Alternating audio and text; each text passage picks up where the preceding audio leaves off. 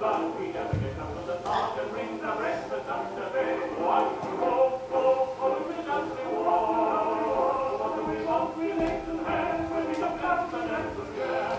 Francois, retard.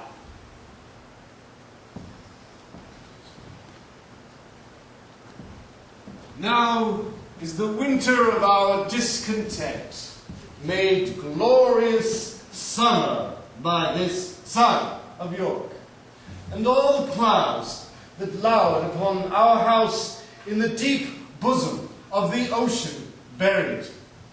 Now are our brows bound with victorious wreaths, our bruised arms hung up for monuments, our stern alarums changed to merry meetings, our dreadful marches to delightful measures. Grim-visaged war hath smoothed his wrinkled front, and now, instead of mounting barbed steeds to fright the souls of fearful adversaries, he capers nimbly in a lady's chamber to the lascivious pleasing of a lute. But I, that am not shaped for sportive tricks, nor made to court an amorous looking-glass, I that am rudely stabbed want love's majesty to strut before a wanton ambling nymph, I that am curtailed of this fair proportion, cheated of feature by dissembling nature, deformed, unfinished, sent before my time into this breathing world, scarce half made up, and that so plainly and unfashionable that dogs bark at me as I halt by them. Why, I, in this weak, piping time of peace, have no delight to pass away the time, unless to spy my shadow in the sun, and descant on mine own deformity. And therefore, since I cannot prove a lover, to entertain these fair, well-spoken days, I am determined to prove a villain, and hate the idle pleasures of these days. Plots have I laid, inductions dangerous by drunken prophecies, libels, and dreams, to set my brothers, Clarence and the king, in deadly hate the one against the other.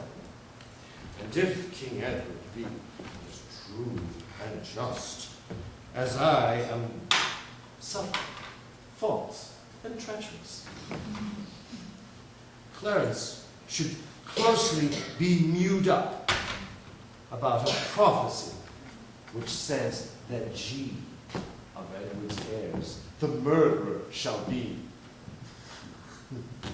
Dire thoughts down to my soul. Here Clarence comes. Brother, good day. It means this armed guard that waits upon your grace. Oh, his majesty, tendering my person's safety, hath appointed this conduct to convey me to the Tower. Upon what cause? Because my name is George. Lack, my lord, that fault is none of yours. He should for that commit your godfathers. He hearkens after prophecies and dreams, and from the crossrow plucks the letter G, and says, a wizard told him that by G his issue disinherited should be, and because my name of George begins with G, it follows in his mind that I am he. These, and such toys as these, as I learn, are what move his highness to commit me now. This it is, when men are ruled by women. 'Tis not the king that sent you to the Tower, my Lady Grey, Clarence, his wife. 'Tis she that tempers him to this extremity. We are not safe, Clarence. We are not safe. I beseech your graces both to pardon me. His Majesty has straitly given charge that no man shall have private conference of what degree soever with his brother. We speak no treason, man. We say the king is wise and virtuous, and his noble queen, well struck in years, fair and not jealous, and that the queen's kindred are all made gentlefolks. How say you, sir? Can you deny all this? I beseech your grace to pardon me, and withal forbear your conference with the noble duke. We know thy charge, Brackenbrain, obey. We are the queen's abjects and must obey. Brother, farewell. I will unto the king. And whatsoever you will employ me in were to call King Edward's widow sister, Yeah. I will perform it to enfranchise you.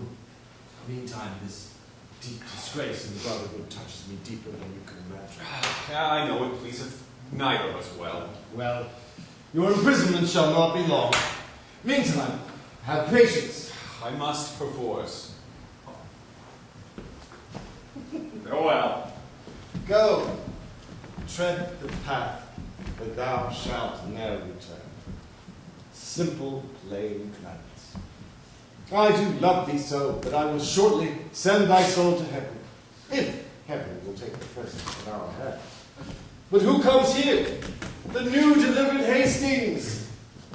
A good time of day unto my gracious lord. As much unto my good Lord Chamberlain. Well are you welcome to the open air. Now hath your lordship brooked imprisonment. With patience, noble lord, as prisoners must. But I shall live, my lord, to give them thanks that were the cause of my imprisonment. No doubt. No doubt. And so shall Clarence too. But they that were your enemies are his, and have prevailed as much on him as you. More pity that the eagle should be mute, whilst kites and buzzards prey at liberty. What news abroad? No news so bad abroad as this at home.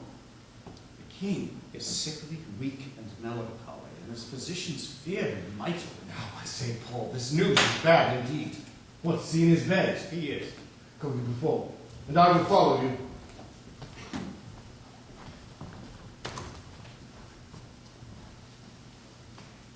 King Edward cannot live, I hope, and must not die, till George be packed with post-horse up to heaven.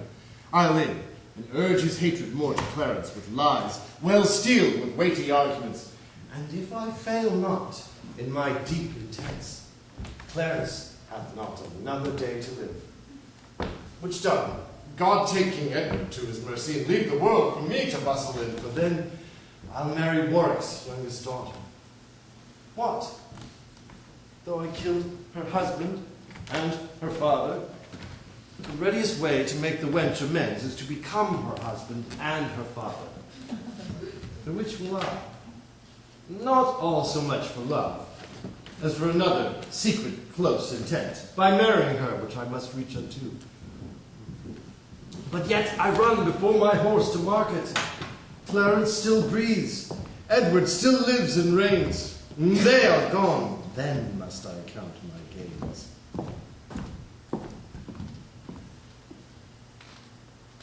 Poor key cold figure of a holy king, pale ashes of the house of Lancaster, thou bloodless remnant of that royal blood. Be it lawful that I invocate thy ghost, to hear the lamentations of poor Anne, wife to thy Edward, to thy slaughtered son, stabbed by the self-same hand that made these wounds. Lo, in these windows that let forth thy life, I pour the helpless balm of my poor eyes. Cursed be the hand that made these fatal holes. Cursed be the heart that had the heart to do it. Cursed be the blood that let this blood from hence. If ever he have child, abortive be it, prodigious and untimely brought to life, whose ugly and unnatural aspect may fright the hopeful mother at the view, and that be heir to his unhappiness. If ever he have wife, that her be made more miserable by the death of him, than thou hast made me by my poor lord and thee.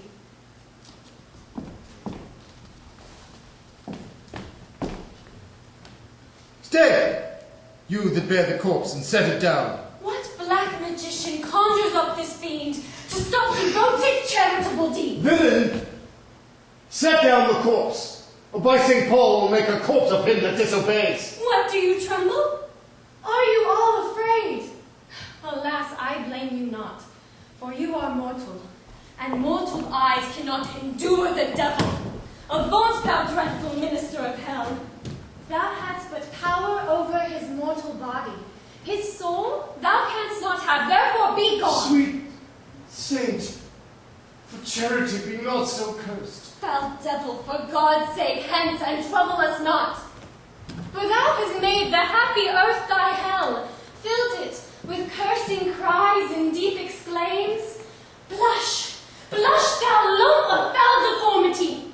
Either heaven with lightning strike this murderer dead, or earth gape open wide and eat him quick, if thou dost swallow up this good king's blood, which his hell-governed arm hath butchered. Lady, you know no rules of charity, which renders good for bad, blessings for curses. Villain, thou knowest no law of God nor man.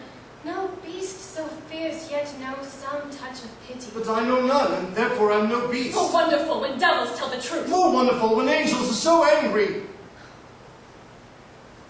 Vouchsafe divine perfection of a woman, of these supposed evils, to give me leave by circumstance, but to acquit myself, say, I slew them not. Why then they are not dead, but dead they are, and devilish slave by thee. I did not kill your husband. Why then he is alive. Nay, he is dead, and slain by Edward's hand. In thy foul throat thou liest. But Queen Margaret saw thy murderous falchion smoking in his blood. Didst thou not kill this king? I grant ye. Dost grant me, hedgehog? Then God grant me too. Thou mayest be damned for that wicked deed. Oh, he was gentle, mild, and virtuous. The better for the King of heaven that hath him. He is in heaven, where thou shalt never come. Then let him thank me that hope to send him thither, for he was fitter for that place than earth. And thou unfit for any place but hell. Yes, one place else if you will hear me name it. Some dungeon. Your bedchamber.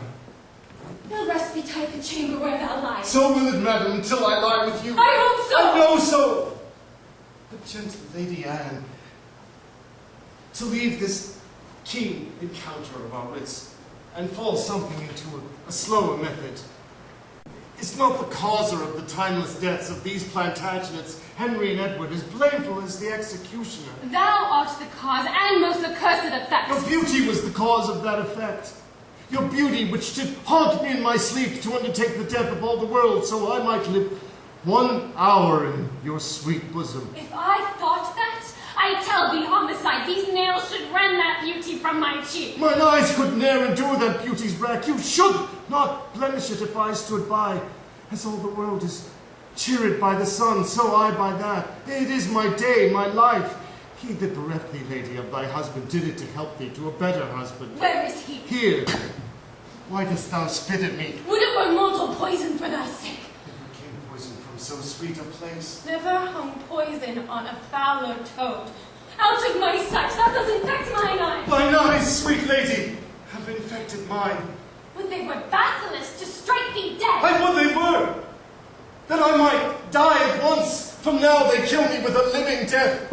Those eyes of thine from mine have drawn salt tears, shamed their aspect with store of childish drops. These eyes never shed remorseful tear.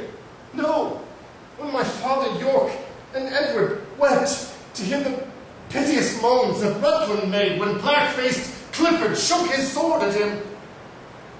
In that sad time, my manly eyes did scorn a humble tear, and what these sorrows could not thence exhale thy beauty hath, and made them blind with weeping. I never sued to friend or enemy. My tongue could never learn sweet smoothing word, but now thy beauty is proposed my fee. My proud heart sues, and prompts my tongue to speak. If thy revengeful heart cannot forgive, lo, here I lend thee this sharp-pointed sword, which if thou please to hide in this true bosom, and let the soul forth that adoreth thee, I lay it naked to the deadly stroke, and humbly beg the death upon my knee. Nay, do not pause, for I did kill King Henry. But 'twas thy beauty that provoked me. Nay, sweet, now, dispatch. 'Twas I that stabbed young Edward, but 'twas thy heavenly face that set me on. Take up the sword again, or take up me. Arise, dissembler. Though I wish thy death, I will not be thy executioner. Then bid me kill myself, and I will do it. I have already. Tush, that was in thy rage. Speak again, and even with that word, that hand which for thy love did kill thy love, shall for thy love kill. A far truer love to both their death shalt thou be accessory. But I knew thy heart. 'Tis figured in my tongue. I hear me, both are false. And never was man true. Oh, well, put up your sword. But shall I live in hope? All men, I hope, live so. Vouchsafe to wear this ring. To take is not to give. Look, how my ring encompasseth thy finger. Even so thy breast encloseth my poor heart, where both of them, for both of them are thine. And if thy poor devoted servant may but beg one favor at thy gracious hand, thou dost confirm his happiness forever. What is it? That it would please thee leave these sad designs to him that hath most cause to be a mourner, and presently repair to Crosby Place, where, after I have solemnly interred at Chertsey Monastery this noble king, and wet his grave with my repentant tears, I will with all expedient duty see you. For divers unknown reasons I beseech you grant me this boon. With all my heart, and much it joys me too to see you are become so penitent. Bid me farewell. 'Tis more than you deserve. But since you teach me how to flatter you, imagine I have said farewell already.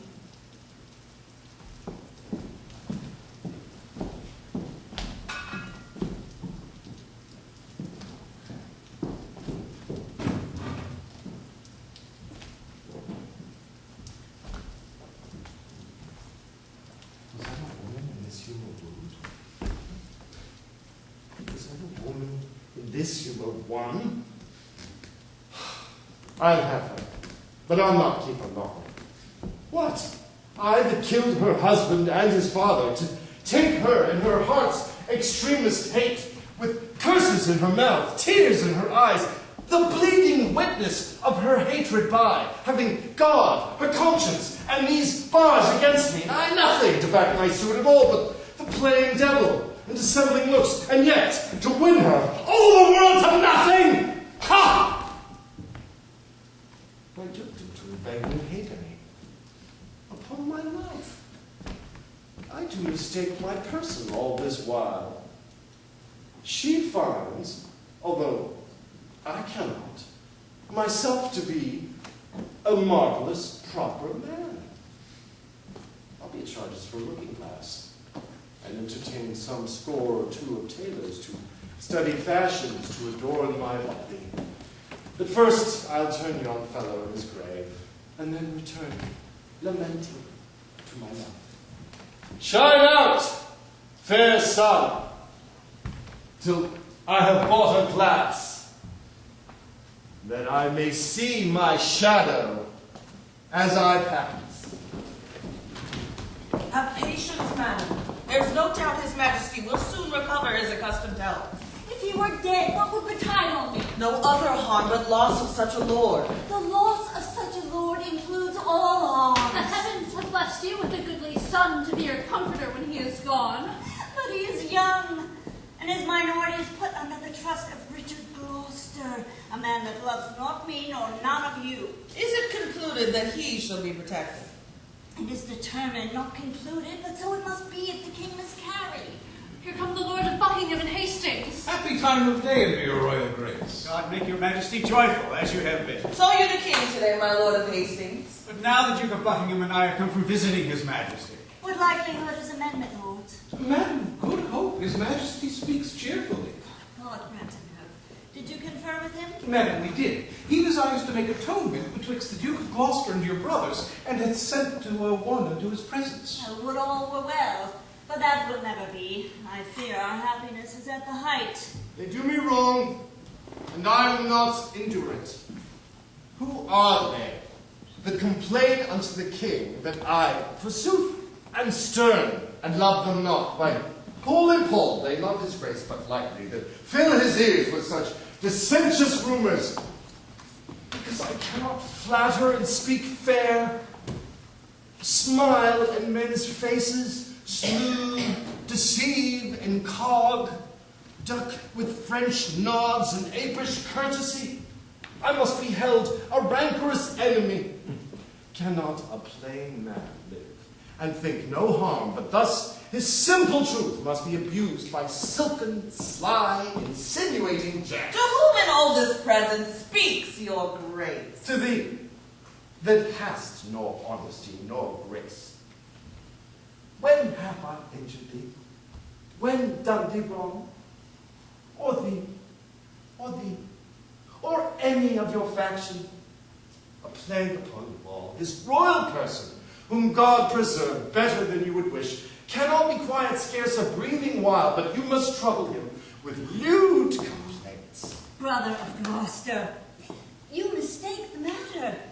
The king of some royal disposition, and not provoked by any suitor else, aiming belike at your interior hatred, which in your outward action shows itself against my children, sisters, and myself, makes him descend, that thereby he may learn the ground of your ill will, and so remove it. I cannot tell.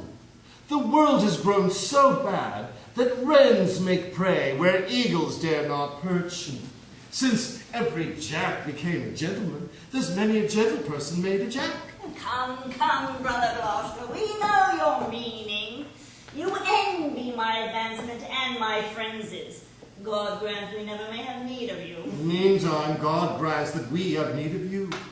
My brother is imprisoned by your means. By him that raised me to this careful height, from that contented hap which I enjoyed, I never did incense his majesty against the Duke of Clarence, but have been an earnest advocate to plead for him. My lord, you do me shameful injury, falsely to draw me in these vile suspects. You may deny you were not the cause of my Lord Hastings' late imprisonment. She may, my lord, for She may, Lord Rivers. Why, who knows not so? She may do more, ma'am, than deny that. She may aid you to many fair preferments, and then deny her aiding hand therein, and lay those honors on your high deserts. What may she not? She may. Aye, marry may she. Oh, what? Marry may she? Oh, what? Marry may she?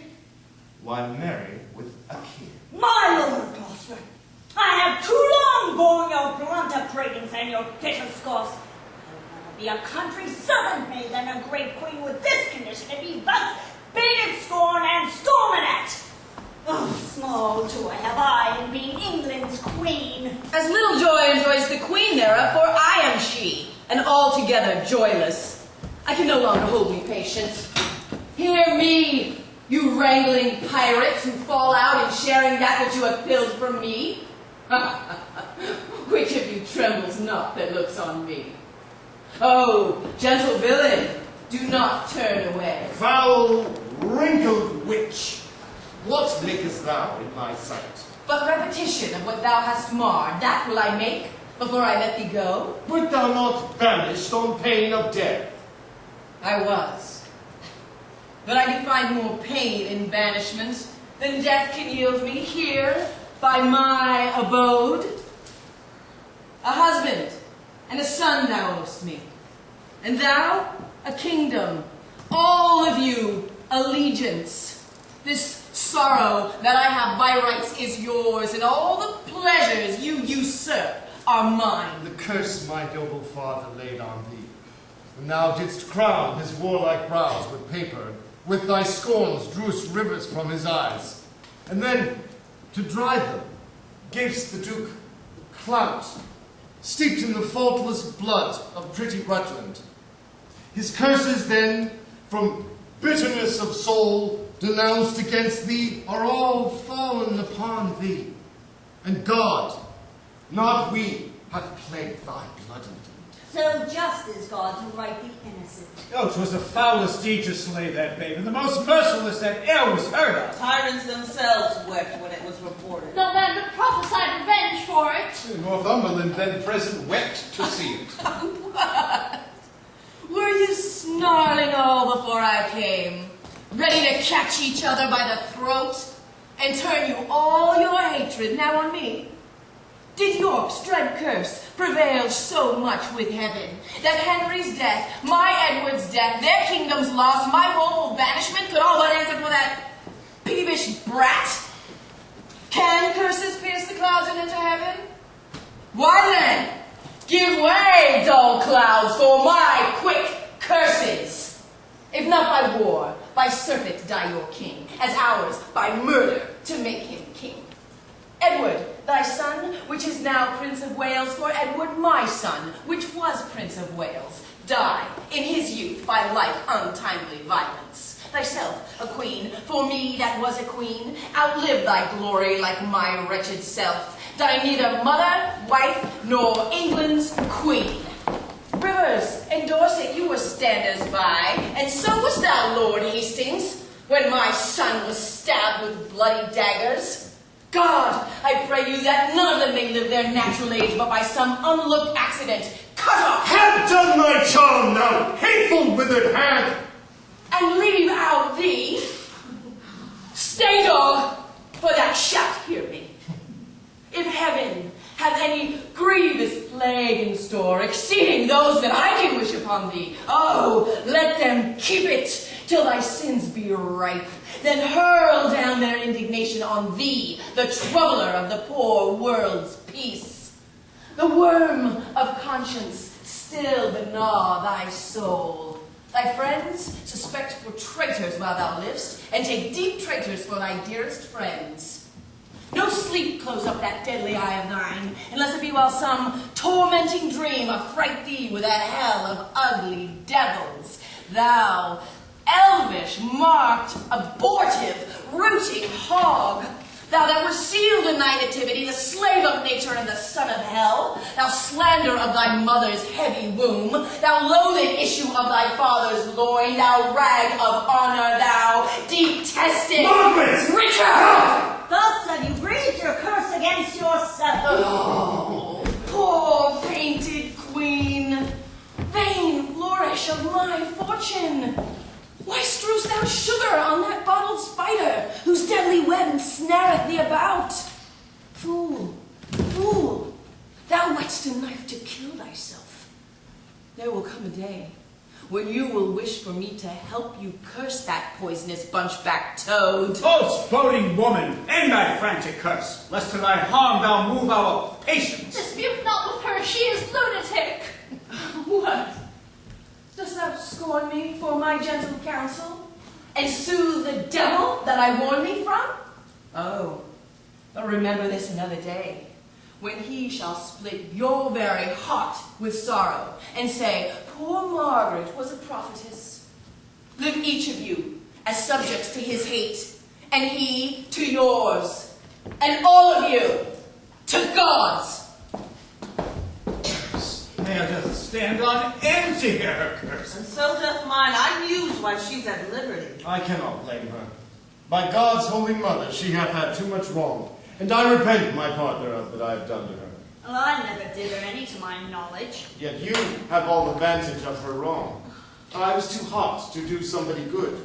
That is too cold in thinking of it now. Marry, as for Clarence, he is well repaid. He is franked up to flatting for his pains. God pardon them that are the cause of it. A virtuous and a Christian-like conclusion to pray for them that have done scathe to us. So do I ever, being well advised, for had I cursed now, I had cursed myself. Madam, his majesty doth call for you, and for your grace, and you, my noble lords. Case we come forth, will you go with us? None of we will attend your grace. I did wrong. First begin to brawl. The secret mischiefs that I set abroad, I laid to the grievous charge of others, but then I sigh, and with a piece of scripture tell them, God bids us do good for evil. Thus clothe I my naked villainy with old odd ends stolen out of Holy Writ, and seem a saint when most I play the devil. But comes here, my two executioners. How now, my hardy, stout, resolved mates? Are you now going to dispatch this thing? We are, my lord, and come to have the warrant that we may be admitted where he is. Marry, well bethought. I have it here about me. When you've done, repair to Crosby Place. But, sirs, be sudden in the execution, withal obdurate, and do not hear him plead, for Clarence is well spoken, and perhaps may move your hearts to pity if you mark him. Tush! We will not stand to prate. Talkers are no good doers. Rest assured, we come to use our hands and not our tongues. Your eyes drop millstones when fools' eyes drop tears. I like you, lads. About your business, straight. Go. Go, dispatch. What, shall we stab him as he sleeps? No. Then he will say 'twas done cowardly when he wakes. When he wakes, why, fool, he shall never wake till the judgment day. The urging of that word judgment hath bred a kind of remorse in me. Faith, certain dregs of conscience are yet within me. Remember our reward when the deed is done. Zounds, he dies. I had forgot the reward. Where is thy conscience now? In the Duke of Gloucester's purse. So, when he opens his purse to give us our reward, thy conscience flies out? Let it be. There's few or none who will entertain it. How, if it come to thee again? I'll not meddle with it. 'Tis a dangerous thing.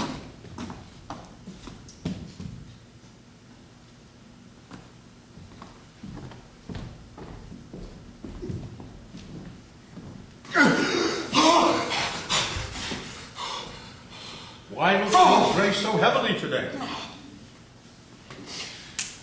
Oh, I have passed a miserable night, so full of ugly sights, of ghastly dreams, that as I am a Christian faithful man, I would not spend another such a night, though 'twere to buy a world of happy days. So fearful was the dream.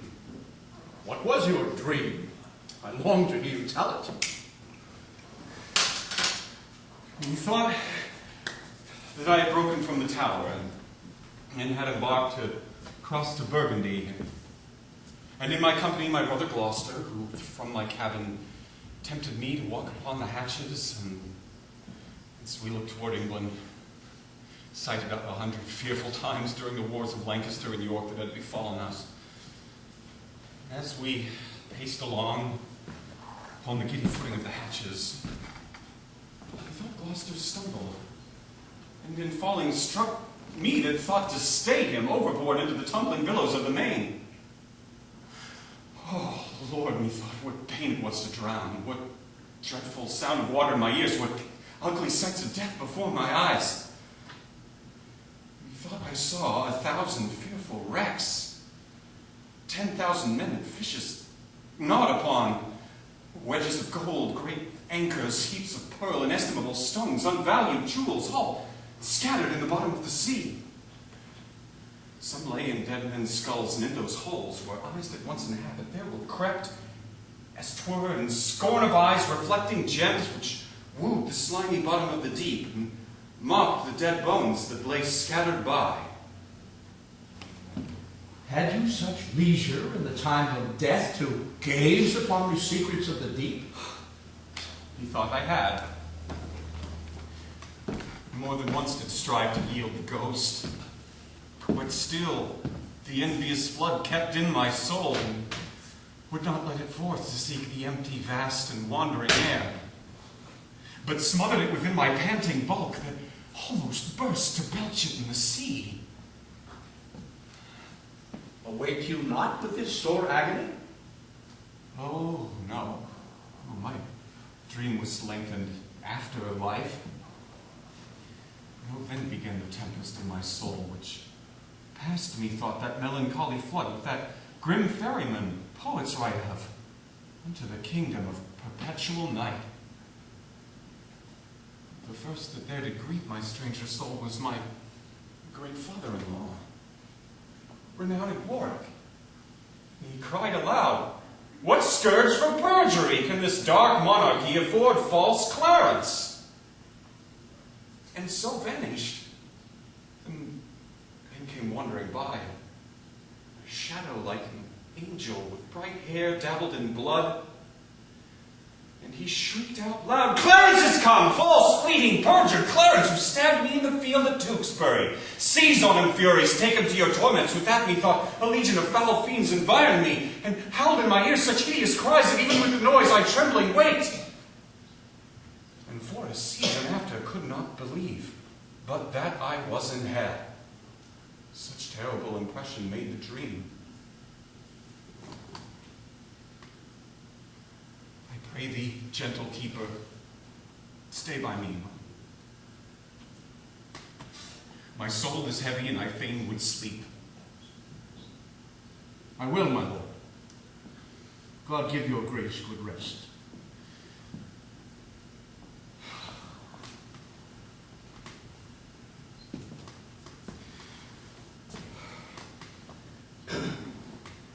Sorrow breaks seasons and reposing hours, makes the night morning and the noontide night. Princes have but their titles for their glories, an outward honor for an inward toil.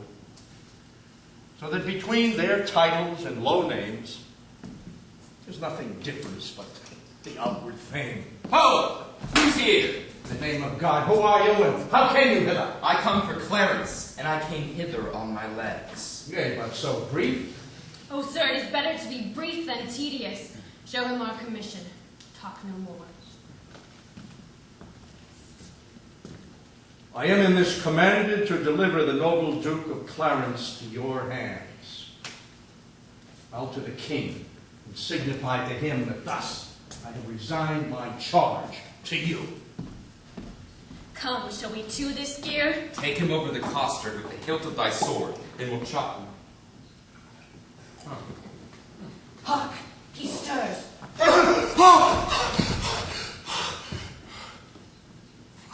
Where art thou, keeper?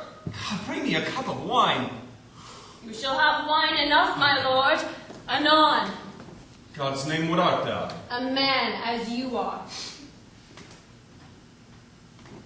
But not as I am, royal. Nor you as we are, loyal. Who sent you hither? Now, wherefore do you come? To murder me? Aye. Ah. Are you come forth from out a world of men to slay the innocent? What is my offense? Before I be convicted by course of law, to threaten me with death is most unlawful. I charge you, as you hope to have redemption by Christ's dear blood shed for our grievous sins, to depart and lay no hands upon me. The deed you undertake is damnable. What we will do, we do upon command. And he that hath commanded is king. Well, if you love my brother, hate not me. You know, I am his brother and I love him well. If you be hired for meed, go back again and I will send you to my brother Gloucester, who will reward you better for my life than Edward will for tidings of my death. You are deceived. Your brother Gloucester hates you. Oh, no, he loves me, you know, and holds me dear. Go you to him from me. Thou art deceived.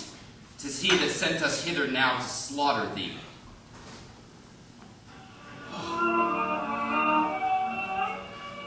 No. No, it cannot be. When last we parted, he hugged me in his arms and swore to me with sobs that he would labor my delivery. And so he doth. He delivers thee from this world's thraldoms to the joys of heaven. Take that, and all this will not do. I'll drown you in the lousy blood within.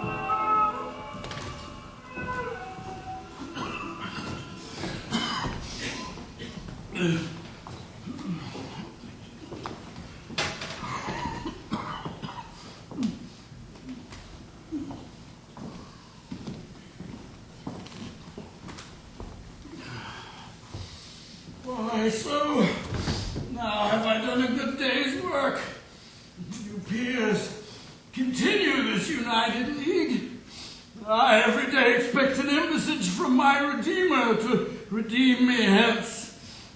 And now in peace my soul shall part to heaven, since I have set my friends at peace on earth. Rivers and Hastings, take each other's hand. Dissemble not your hatred, swear your love. By heaven, my soul is purged from grudging hate, and with my hand I seal my true heart's love. So thrive I, as I truly swear the like. Take heed you dally not before your king, lest he that is the supreme king of kings confound your hidden falsehood, and award either of you to be the other's end. So prosper I, as I swear perfect love. And I, as I love Hastings with my heart. Madam, you are not exempt in this, nor your girl Dorset, Buckingham, nor you. You have been factious, one against the other. Wife, love Lord Hastings. Let him kiss your cheek hand, and what you do, do it unfeignedly. Here, Hastings, I will never more remember our former hatred, so thrive I in mine. Dorset, embrace him. Hastings, love Lord Marquis. This interchange of love, I here protest, upon my part shall be inviolable. And so swear I.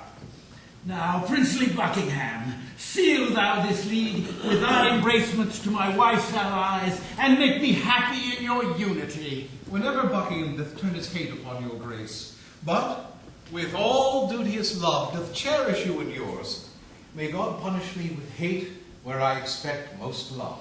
A pleasing cordial, princely Buckingham, is this thy vow unto my sickly heart. They wanted now our brother Gloucester here to make the perfect period of this peace. And in good time here comes the noble duke. Good morrow to my sovereign king and queen, and princely peers, a happy time of day. Happy indeed, as we have spent the day. Brother, we have done deeds of charity, made peace, enmity, fair love of hate among these swelling, wrong, insensate peers. A blessed labor, my most sovereign liege. Amongst this princely heap, if any here, by false intelligence or wrong surmise, hold me a foe, if I unwittingly, or in my rage, have aught committed that is hardly borne by any in this presence, I desire to reconcile me to his friendly peace. 'Tis death to me to be in enmity. I hate it, and desire all good men's love. I thank my God for my humility. A holy day shall this be kept hereafter.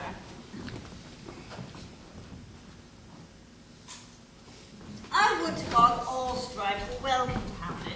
My sovereign lord, I do beseech your majesty to take up brother Clarence to your grace. Why, madam, have I offered love for this to be so flouted in this royal presence?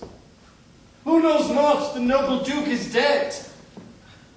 You do him injury to scorn his cause. Who knows not he is dead? Who knows he is? All-seeing heaven, what a world is this? Is Clarence dead? The order was reversed. But he, poor soul, by your first order died, and that a winged Mercury did bear.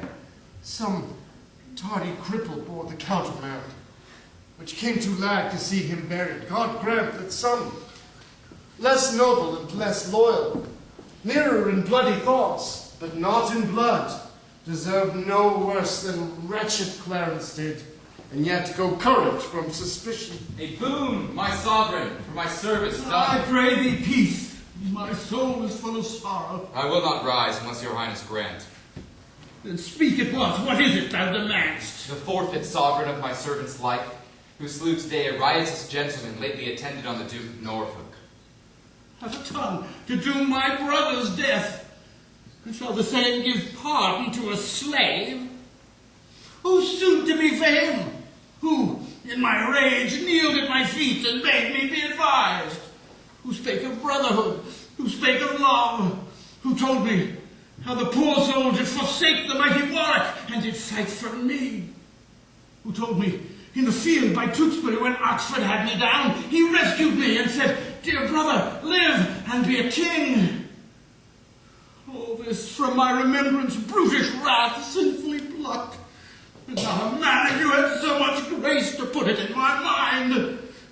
But when your carders or your waiting vassals have done a drunken slaughter and disgraced the precious image of our dear Redeemer, you straight are on your knees for pardon, pardon, and I unjustly too must grant it you.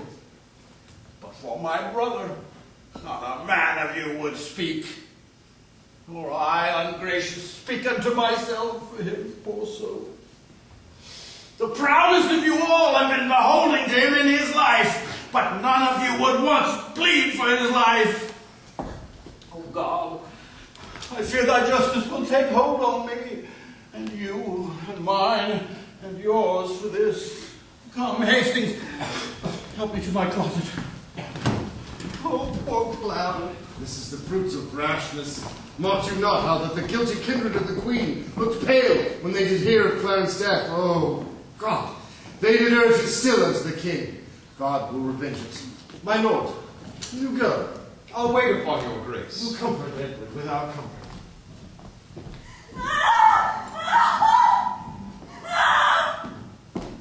Who will lead me to wail and weep, to chide my fortune and torment myself? Our joy would black despair against my soul, and to myself become an enemy. What means this scene of rude impatience?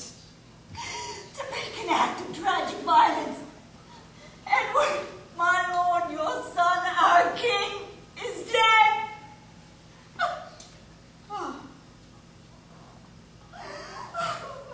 So much interest have I in thy sorrow, as I had title in thy noble husband. I have bewept a worthy husband's death, and lived by looking on his images. But now 2 mirrors of his princely semblance are cracked in pieces by malignant death, and I for comfort have but one false glass which grieves me when I see my shame in him. Thou art a widow, yet thou art a mother, and hast the comfort of thy children left thee. But death hath snatched my husband from mine arms, and plucked 2 crutches from my feeble limbs, Edward and Clarence. Oh, what cause have I, thine being but a moiety of my grief, to overgo thy plaints and drown thy cries? Give me no help in lamentation. I'm not barren to bring forth complaint. All rivers reduce their currents to mine eyes, and I be governed by the watery movements, and for plenteous tears to drown the world. Oh, for my husband, for my dear Lord Edward. Pour all your tears. I am your sorrow's nurse. I will pamper it with lamentation. Madam, to think you like a careful mother of the young prince, your son. Send straight for him, let him be crowned. In him your comfort lives. Drown desperate sorrows in dead Edward's grave, and plant your joys in living Edward's throne. Sister, have comfort. All of us have cause to wail the dimming of our shining star, but none can cure their harms by wailing them. Madam, my mother, I cry you mercy. I did not see your grace. Humbly on my knee, I crave your blessing. God bless thee, and put meekness in thy mind. Love, charity, obedience, and true duty. Amen. And God make me die a good old man. That is the butt end of a mother's blessing. I wonder why her grace did leave it out. You cloudy princes and heart-sorrowing peers, that bear this heavy mutual load of moan, now cheer each other in each other's loves. Though we have spent the harvest of this king, we are to reap the harvest of his son. The broken rancor of your high-swollen hearts, but late splintered, knit, and joined together, must gently be cherished, preserved, and kept. It seemeth good that with some little train, forthwith from Ludlow, the young prince be fetched hither to London to be crowned our king. Why would some little train, my lord of Buckingham? Marry, my lord, lest by multitude the new healed wound of rancor should break out, which would be so much the more dangerous by how much the estate is yet green and ungoverned. Where every horse bears his commanding rein and may direct his course as please himself. As well the fear of harm, as harm apparent, in my opinion ought to be prevented. I hope the king made peace with all of us. And the compact is firm and true in me. And so in me, and so I think in all. Yet, since it is but green, it should be put to no apparent likelihood of breach, which haply by much company might be urged.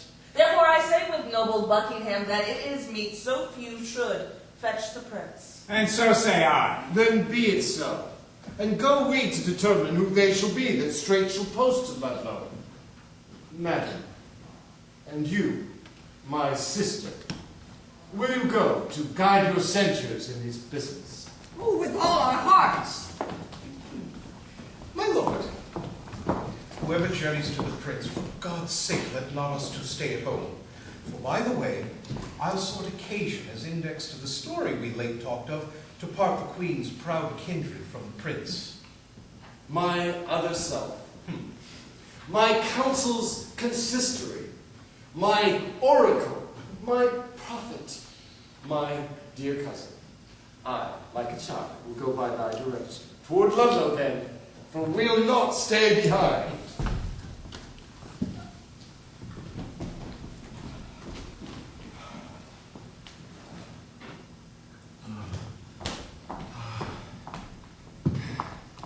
Hear you the news abroad? Aye, that the king is dead. Bad news by Our Lady seldom comes the better. Doth this news hold of good King Edward's death? Aye, miss, it is too true. God help the while. Then, masters, look to see a troublous world. No, no, by God's good grace, his son shall reign. Woe to the land that's governed by a child. So stood the state when Henry VI was crowned in Paris, but at 9 months old. Stood the state so? No, no, good friends, God won't. For then this land was famously enriched with politic grave counsel. Then the king had virtuous uncles to protect his grace. So hath this both by the father and to the mother. Oh, full of danger is the Duke of Gloucester. And the queen's sons and brothers hot and proud. Were they to be ruled, and not to rule, this sickly land might solace as before. Come, we fear the worst. All shall be well. When clouds appear, wise men put on their cloaks. When great leaves fall, the winter is at hand. When the sun sets, who does not look for night? All may be well, but if God sorts it so, 'tis more than we deserve or I expect. Truly, the souls of men are full of dread. Ye cannot reason almost with a man that looks not heavily and full of fear. But still, is it so? By divine instinct, men's minds mistrust ensuing dangers. As by proof, we see the waters swell before a boisterous storm. But leave it all to God. Whither away? Mary, I was sent for to the justices. And so was I. I'll bear your company.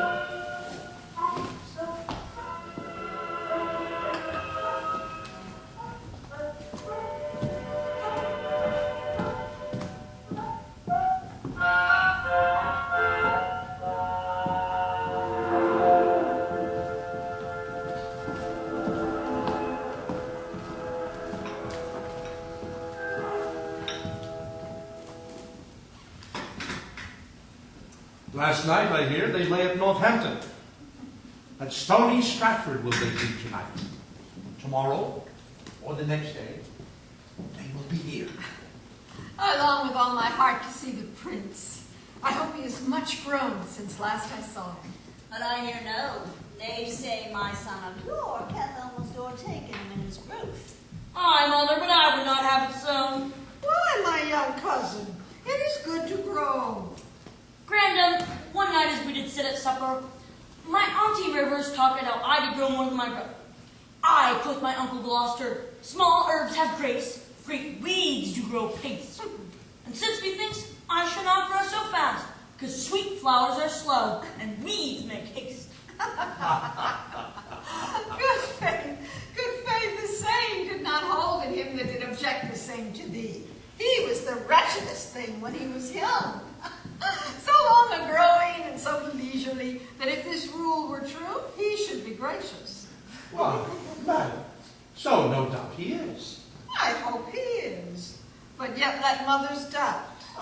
Now, by my troth, if I can remember, I could have given my uncle's grace a flower to touch his growth nearer than he touches mine. Well, how, my pretty York? I pray thee, let me hear it. Mary, they say my uncle grew so fast that he could gnaw a crust at 2 hours old. 'Twas full 2 years ere I could get a tooth. Grandam, this would have been a biting jest. Carlos, boy, go to. You are too shrewd. Good madam, be not angry with the child. Pitchers have ears.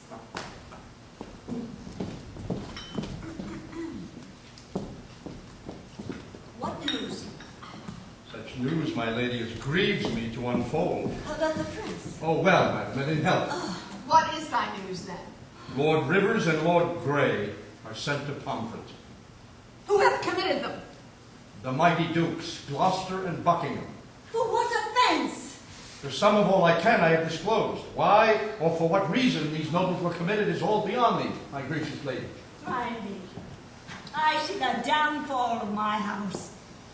The tiger now hath seized the gentle hind, insulting tyranny because he jumped against the innocent and on his throne. For welcome death, destruction, and massacre. Oh, I see us on a map the end of all. Accursed and unquiet, wrangling days, how many of you have mine eyes beheld? My husband lost his life to get the crown, and often up and down my sons were tossed, for me to joy and weep their gain and loss, and being overthrown, domestic broils clean overthrown, themselves the conquerors, made war upon themselves. Blood against blood, self against self. Oh, preposterous, frantic outrage, end thy damned spleen. Or let me die, to look on death no more. Come, my lord, we will to sanctuary. Madam, farewell. I'll go along with you. You have no cause. Go, gracious lady, go, and thither bear thy treasure and thy goods. For my part, I'll resign unto your grace the seal which I keep, and so be tied to me as well I tender you and all of yours. Come, I'll conduct you to the sanctuary. Welcome, my lord, to London, to your chambers. Welcome, dear cousin, my thoughts sovereign. The weary way hath made you melancholy. No, uncle, but our crosses on the way have made it tedious, wearisome, and heavy. I want more uncles here Sweet to welcome prince, the untainted virtue of your years hath not yet dived into the world's deceit, nor can you more distinguish of a man than of his outward show, which, God he knows, seldom if never jumpeth with the heart. Those uncles that you want were dangerous. Your grace attended to their sugared words, but look not on the poison in their hearts. God keep you from them, and from such false friends. God keep me from false friends, but they were none.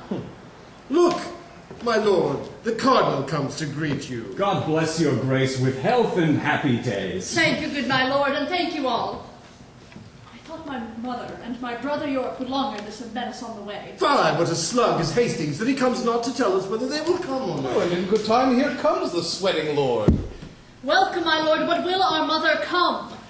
On what occasion, God, he knows, not I, the queen your mother and your brother York have taken sanctuary. The tender prince would fain have come with me to meet your grace, but by his mother was perforce withheld. Why, what an indirect and peevish course is this of her. My lord, will your grace persuade the queen to send the Duke of York unto his princely brother? If she refuse, Lord Hastings go with him, and from her jealous arms pluck him perforce. My Lord Buckingham, if my weak oratory can from his mother win the Duke of York, cannot expect him here. But if she be obdurate to mild entreaties, God in heaven forbid we should infringe upon the blessed privilege of a holy sanctuary. Not for all this land would I commit so deep a sin. You are too obstinate, my lord, too ceremonious and traditional. Weigh it but with the grossness of the age. In seizing him, you break not sanctuary. Oft have I heard of sanctuary men, but sanctuary children? Ne'er till now. My lord, you will overrule my mind for once. Come, Hastings, will you go with me? I go, my lord. Good lords, make all the speedy haste you may. Say, Uncle Gloucester, if our brother come, where shall we sojourn till our coronation? Where it seems best unto your royal person. If I may counsel you, some day or two your highness shall repose you at the tower, and then where you please, and shall be thought most fit for your best health and recreation.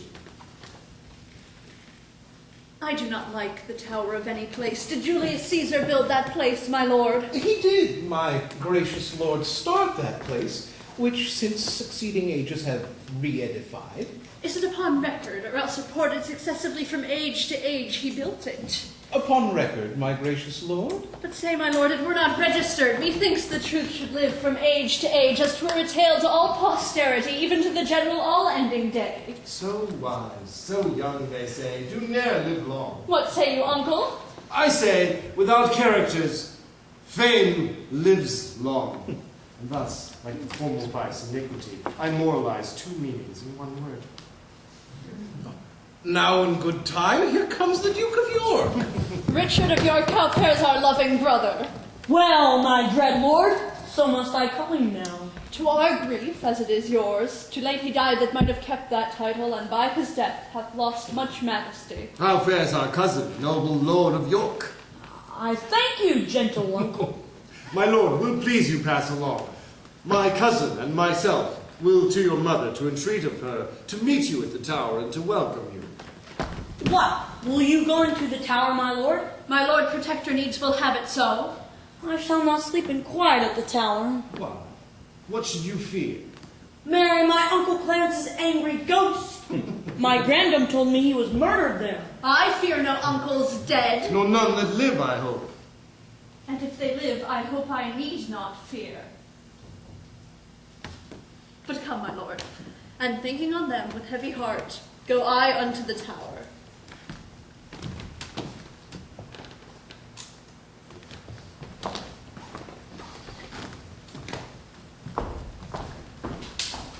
Well, let them rest. Come hither, Catesby. Thou art sworn as deeply to effect what we intend as closely to conceal what we impart. What thinkst thou? Is it not an easy matter to make William Lord Hastings of our mind for the installation of this royal duke in the seat royal of this famous isle? He for his father's sake so loves the prince that he will not be won to aught against him. What thinkst thou then of Stanley? What will he? He will do all and all as Hastings doth. Well, no more but this. Go, gentle Catesby, and as it were far off, sound thou Lord Hastings how he stands affected towards our purpose, and summon him to the tower tomorrow to sit about the coronation. If thou dost find him tractable, encourage him. Show him all our reasons. If he be leaden, icy cold, unwilling, be thou so too and break off your talk, and give us notice of his inclination. For we tomorrow hold divided councils, wherein thyself highly shall be employed. Commend me to Lord William. Tell him, Catesby, his ancient knot of dangerous adversaries, tomorrow elect blood at Pomfret Castle. Go, good Catesby, effect this soundly. My good lords both, with all the heed I may. Shall we hear from thee, Catesby, ere we sleep? You shall, my lord. At Crosby Place, there shall find us both. And now, my lord, what shall we do if we perceive Lord Hastings will not yield to our complots? Chop off his head, man. Somewhat we will do. And look you, when I am king, claim thou of me the earldom of Hereford and the movables whereof the king my brother stood possessed. I'll claim that promise at your grace's hand. And look to have it yielded with all willingness. Come, let us go several times, that afterwards we may digest our complots in some form. What home, my lord? Who knocks? A messenger from the Lord Stanley. What is the clock? On the stroke of 4. Did not my Lord Stanley sleep these tedious nights? So it would seem from that I have to say. First, he commends him to your noble self. What then? Then certifies your lordship that this night he dreamt the boar had razed off his helm. Besides, he says, there are 2 councils held, and that may be determined at the one, which may make you and him to rule at the other. Therefore he sends to know your lordship's pleasure, if presently you will take horse with him, and with all speed post with him to the north, to shun the danger that his soul perceives. Go, fellow, go. Return unto thy lord. Do not fear the separated councils. His honor and myself are at the one, and at the other is my good friend Catesby, where nothing can proceed that toucheth us, whereof I shall not have intelligence. All his fears are shallow, without instance. As for his dreams, I wonder he's so simple to trust the mockery of unquiet slumbers. To fly the boar before the boar pursues were to entice the boar to follow us and make chase where he did be no pursuit. Now bid thy master rise and come to me, and we will both together to the tower, where he shall see the boar will use us kindly. My lord, I will go and tell him what you say.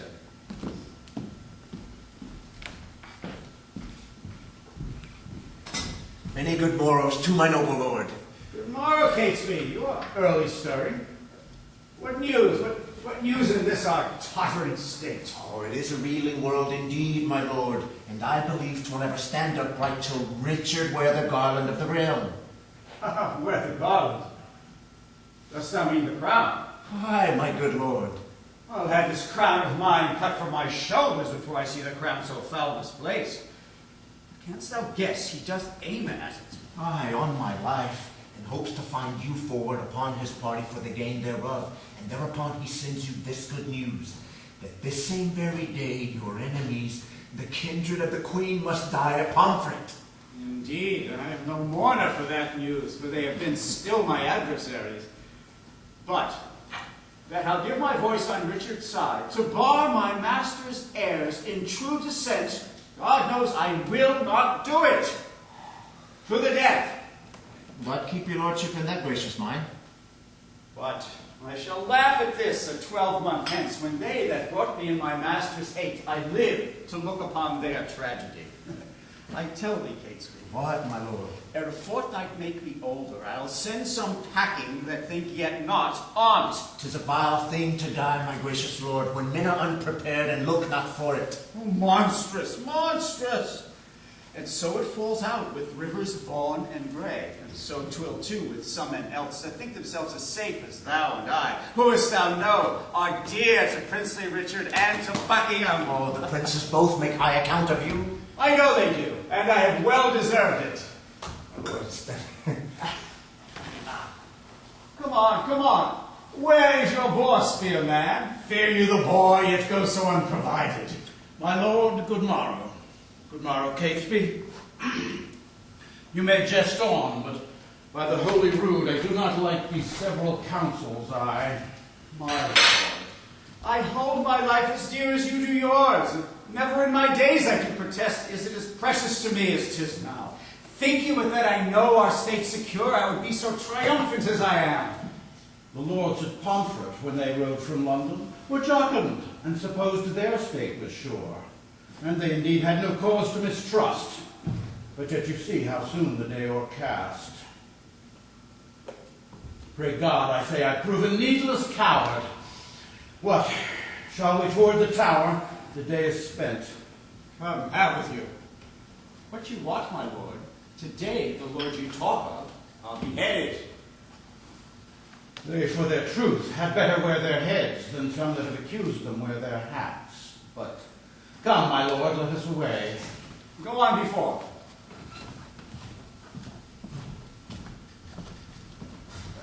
What? Go you toward the tower? I do, my lord, but long I shall not stay. I shall return before your lordship thence. Like enough, for I stay dinner there. And supper too, though thou know'st it not. Come.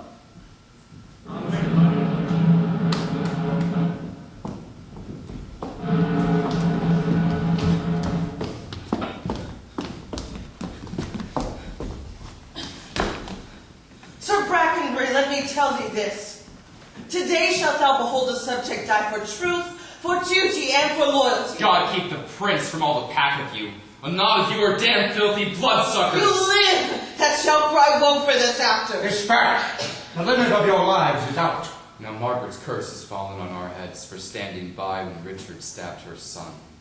Then curse ye Hastings, then curse ye Buckingham, then curse ye Richard.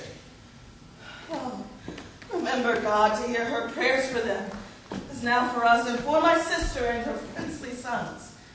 Be satisfied, dear God, with our true blood, which, as thou knowest, unjustly must be spilt. Make haste. The hour of death is expedient. Come, Bray, and take our leave until we meet in heaven.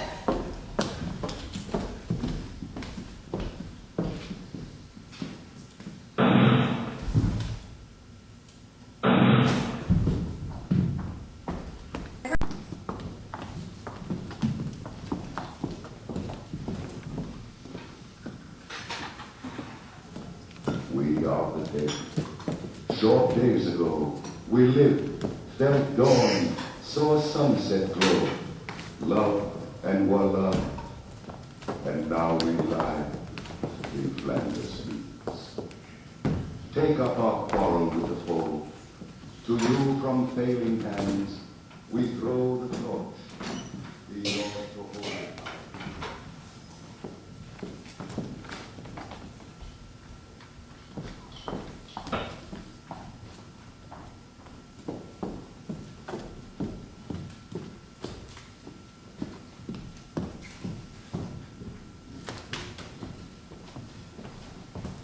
Now, noble peers, the cause why we are met is to determine of the coronation. In God's name, speak. When is the royal day? Are all things fitting for that royal time? It is, and wants but nomination. Tomorrow, then, I judge, a happy day. Who knows the Lord Protector's mind herein? Who's most inward with the noble Duke? Your Grace, we think, should soonest know his mind. Why, my lord? Aye, we know each other's faces, but as for our hearts, I know no more of his than you of mine, nor he of mine than I of yours. My lord, you and he are near in love. I thank his Grace. I know he loves me well, but for his purpose in the coronation I have not sounded him, nor he delivered his gracious pleasure any way therein. But you, my honorable lords, may name the time, and on the Duke's behalf I'll give my voice, which I presume he'll take in general. Now in good time, here comes the Duke himself. My noble lords and cousins all, I have been long a sleeper, good morrow, but I hope my absence doth neglect no great designs, which by my presence might have been concluded. My lord, had you not come upon your cue, William Lord Hastings had pronounced your part, I mean your voice, in the crowning of the king. Then my Lord Hastings, no man might be bolder. His lordship knows me well and loves me well. I thank your Grace. My Lord Stanley, my lord, when I was last at Holborn, I saw good strawberries in your garden there. I do beseech you send for some of them. Marry, and will, my lord, with all my heart. Cousin of Buckingham, a word with you. Catesby has sounded Hastings in our business, and finds the testy gentleman so hot, as he will lose his head and give consent his master's child. As worshipfully he terms it, shall lose the royalty of England's throne. Withdraw you hence, my lord. His Grace looks cheerfully and smooth this morning.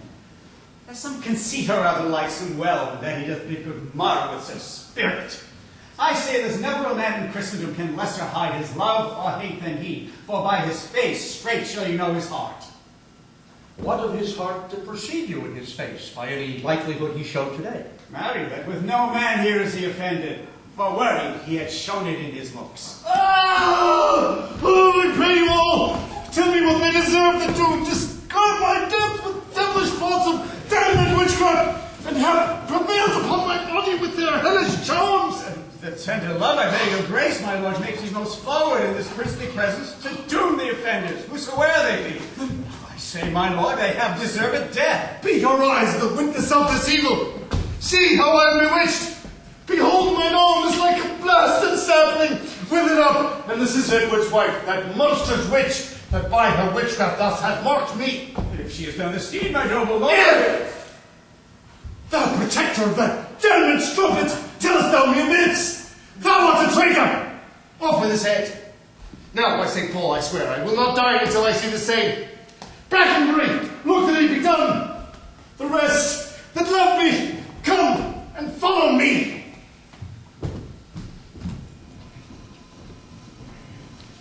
Woe, woe to England. Not wit from me, for I too fond might have prevented this. Stanley did dream the boar did raise our helms, but I did scorn it and disdain to fly. Margaret, Margaret, now thy heavy curse is lighted on poor Hastings' wretched head. Dispatch, my lord. The Duke would be at dinner. Make a short shrift. He longs to see your head. Oh, bloody Richard! Miserable England. I prophesy the fearfulest time to thee that ever wretched age hath looked upon.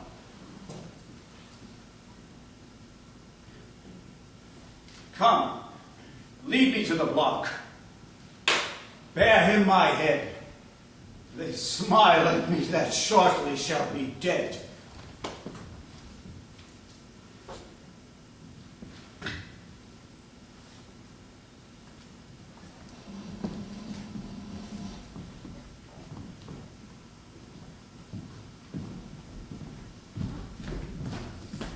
Where is my Lord Protector? I've sent for these strawberries.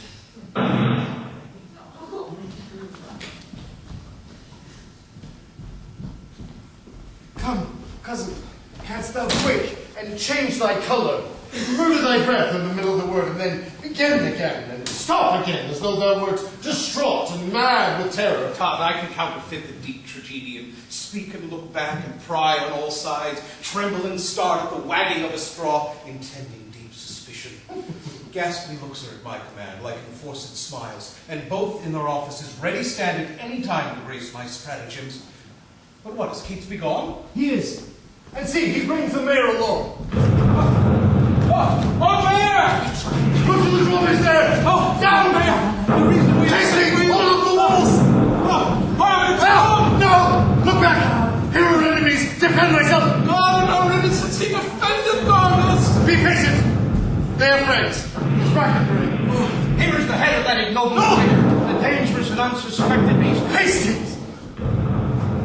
So dear I love the man that I must weep. I took him for the plainest, harmless creature that breathed upon this earth. A Christian. Well, he was the covertest, sheltered traitor that ever lived. Would you almost imagine, my lord, or believe that were it not by great preservation we speak to tell it you, this day the subtle traitor in the council house had plotted to murder me and my good Duke of Gloucester? What? Had he so? What?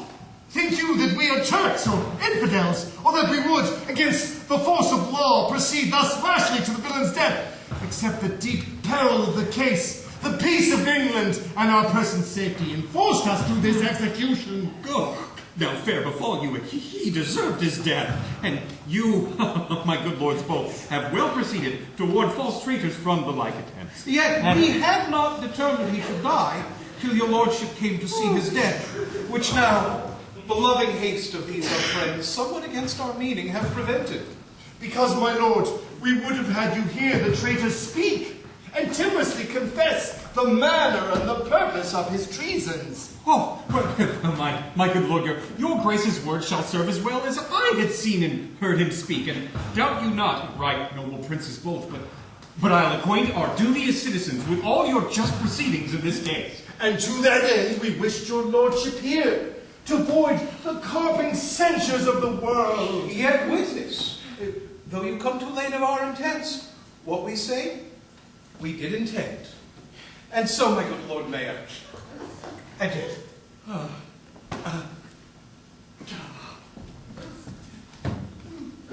Go after cousin of Buckingham. The mayor towards Guildhall hies him in all posts there, and to meet's advantage at the time, infer the bastardy of Edward's children. Nay, for need, thus far come near my person. Tell them, when that my mother went with child of that insatiate King Edward, the noble York, my princely father, then had wars in France, and by just computation of the time found that the issue was not his true begot, which well appeared at his lineaments being nothing like the noble Duke my father. But touch this sparingly, as 'twere far off, because, my lord, you know my mother lives. Fear not, my lord. I'll play the orator as though the golden fee for which I plead were for myself. And so, adieu. Now will I in, to take some privy order to draw the brants of Clarence out of sight, and to give notice that no man or person at any time have recourse unto the princes. Here is the indictment of the good Lord Hastings, which in his set hand fairly is engrossed. That it may be today read o'er in Paul's. And mark how well the sequel hangs together. 11 hours I have spent to write it over, for yesternight by Catesby was it sent me. The precedent was was full as long a doing. And yet how within these 5 hours Hastings lived, untainted, unexamined, free, at liberty. Here's a good world the while. Who is so gross that cannot see this palpable device?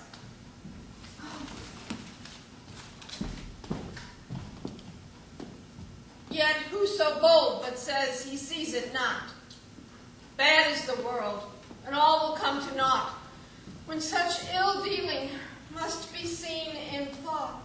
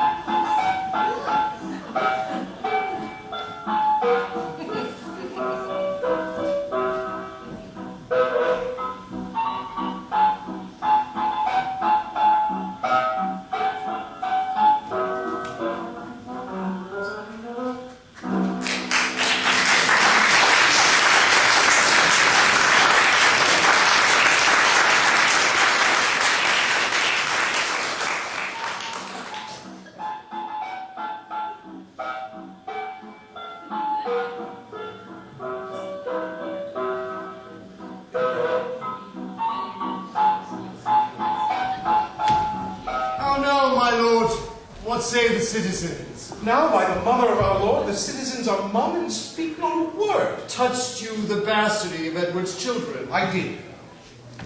And his contract with Lady Lucy, his contract by deputy in France, the insatiate greediness of his desires, and his enforcement of the city wives, his tyranny for trifles, his own bastardy, as being got your father then in France, his likeness not being like the noble dukes. Withal, I did infer your lineage, being the right idea of your father's, both in form and nobleness of mind. Laid open all your victories in Scotland, your discipline in war, wisdom in peace, your bounty, virtue, fair humility. Indeed, left nothing fitting to the purpose untouched or lightly handled. And, when mine oratory drew to a point, I bid them that did love their country's good cry, God save Richard, England's royal king. Ah, and did they so? No. They spake not a word, but like breathing stones or dumb statues stared at one another and looked deathly pale. Tongueless blocks were they. Will not they speak? No, by my troth, my lord. Will not the mayor then and his brethren come? Oh, the mayor is here at hand. Intend you some fear. Be not easily spoke with, but by mighty suit. And look, get a book of prayer in your hands, and stand betwixt two churchmen, good my lord, for on that ground I'll build a holy distaff. And be not easily won to our request. Play the maid's part, still answer nay, and take it. I go, and if you plead as well for them as I can say nay to thee for myself, no doubt will bring it to a happy issue. Go, go, the mayor knocks. Oh, welcome, my lord. I dance attendance here. I fear the noble duke will not be spoke withal. Oh, here comes the servant, Catesby. How now? What says he? My lord, he does entreat your grace to visit him tomorrow or next day. He is within with two right reverend fathers divinely bent to meditation, and no worldly suit would he be moved to draw him from his holy exercise. Go, good Catesby, tell him myself, the mayor, and citizens, in deep designs and matters of great moment, no less importing than our general good, are come to have some conference with his grace. I'll tell him what you say, my lord. Oh, my lord, this prince is not an Edward. He is not lolling on a lewd love bed, but on his knees at meditation. He is not dallying with a brace of courtesans, but meditating with two deep divines. He is not sleeping to engross his idle body, but praying to enrich his watchful soul. Happy were England would this gracious prince take on him the sovereignty thereof. but I fear we'll ne'er win him to it. Oh, Mary, now God forbid his grace should say us nay. I fear he will. How now, Catesby? What says your lord? My lord, he wonders to what end you have assembled such troops of citizens to speak with them. His grace not being warned thereof before, my lord, he fears you mean no good to him. Oh, sorry I am, my noble cousin should suspect I mean no good to him. By heaven, I come in perfect love to him. And so good Catesby return and tell him so. Oh, when devout and holy men are at their beads, 'tis hard to draw them thence. So sweet is zealous contemplation. Look where he stands between two churchmen. Two props to stay a noble Christian prince from the fall of vanity. And look, in his hands, a book of prayers. True ornaments to know a holy man. Famous Plantagenet, most gracious prince, lend favorable ear to our request, and pardon us the interruption of thy devotion and right Christian zeal. My lord, there needs no such apology. I rather do beseech you, pardon me, who, earnest in the devotion of my God, neglect the visitation of my friends. But leaving this, what is your grace's pleasure? Oh, even that, I hope, which pleaseth God above and all good men of this ungoverned isle. I do suspect I have done some offense, which seems disgracious in the city's eyes, and that you come to reprehend my ignorance. You have, my lord. Would it might please your grace to amend that fault at our entreaty? Else, wherefore breathe I in a Christian land? Then no, it is your fault that you resigned the supreme seat, the throne majestical, the sceptered office of your ancestors, your state of fortune, and your due of birth to the corruption of a blemished stock, which to recure, we heartily solicit your gracious self to take upon you the charge and kingly government of this your land, not as protector, steward, substitute, or lowly factor for another's gain, but as successively, from blood to blood, your state of birth, your empery, your own. For this, consorted with your worshipful and loving friends, the citizens, and by their vehement entreaty, come I in this just cause to move your grace. I know not whether to depart in silence or bitterly to speak in your reproof best fitteth my degree and your condition. If not to answer, you might haply think tongue-tied ambition, not replying, yielded to bear the golden yoke of sovereignty, which fondly you would here impose on me. If to reprove you for your suit, so seasoned with your faithful love to me, then on the other side I checked my friends, therefore to speak, and to avoid the first, and then in speaking, not to incur the last, definitively, thus I answer you. Your love deserves my thanks, but my desert, unmeritable, shuns your high request. Do good, my lord, your citizens entreat you. Oh, refuse not, mighty lord, this proffered love. Oh, make them joyful grant our lawful suit. Alas, why would you heap this care on me? I am unfit for state and majesty, I do beseech you, take it not amiss. I cannot, nor will not yield to you. If you refuse, as loath to depose the child, your brother's son, for well we know your gentleness of heart and kind, soft, effeminate remorse, as well we have noted in you to your kin, and indeed eagerly to all estates. Yet no, your brother's son shall never reign our king, but we will plant another in his seat, to the disgrace and downfall of your house. And in this resolution, thus we leave you. Come, citizen, soon, I entreat you. Do not swear, my lord of Buckingham. Call them again, my lord, and accept their suit. Oh, do good, my lord, lest all the land should rue it. What? Would you enforce me to a world of cares? Well, call me again. I am not made of stone, but penetrable to your kind entreaties, Lord Mayor, albeit against my conscience and my soul. Cousin of Buckingham, and sage, grave men, since you will buckle fortune on my back to bear her burden, whether I will or no, I must have patience to endure the load, for God, he knows, and you may partly see how I am impertinent and have no desire for this. Oh, God bless your grace, we do see it and shall say it. In saying so, you shall but say the truth. Then I salute you with this kingly title. God save Richard, England's royal king. Oh, man, please your grace be crowned tomorrow. Even when you please, for you will have it so. Then we'll call upon your grace tomorrow, and so, most joyfully, we take our leave. Come, let us do our holy task again. Farewell, good cousin. Farewell, gentle friends.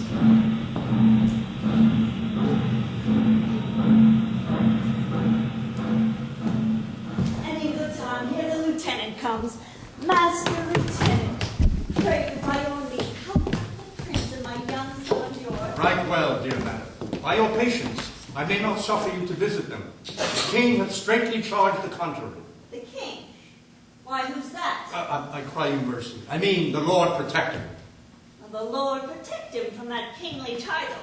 Hath he set bounds betwixt their love and me? I am their mother. Who shall bar me from them? I am their father's mother. I will see them.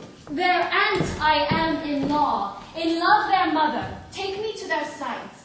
I'll bear thy blame and take thy office from thee on my peril. No, madam, no, I may not have it so. I am bound by oath, and therefore pardon me. Come, madam. You must straight to Westminster, there to be crowned as Richard's royal queen.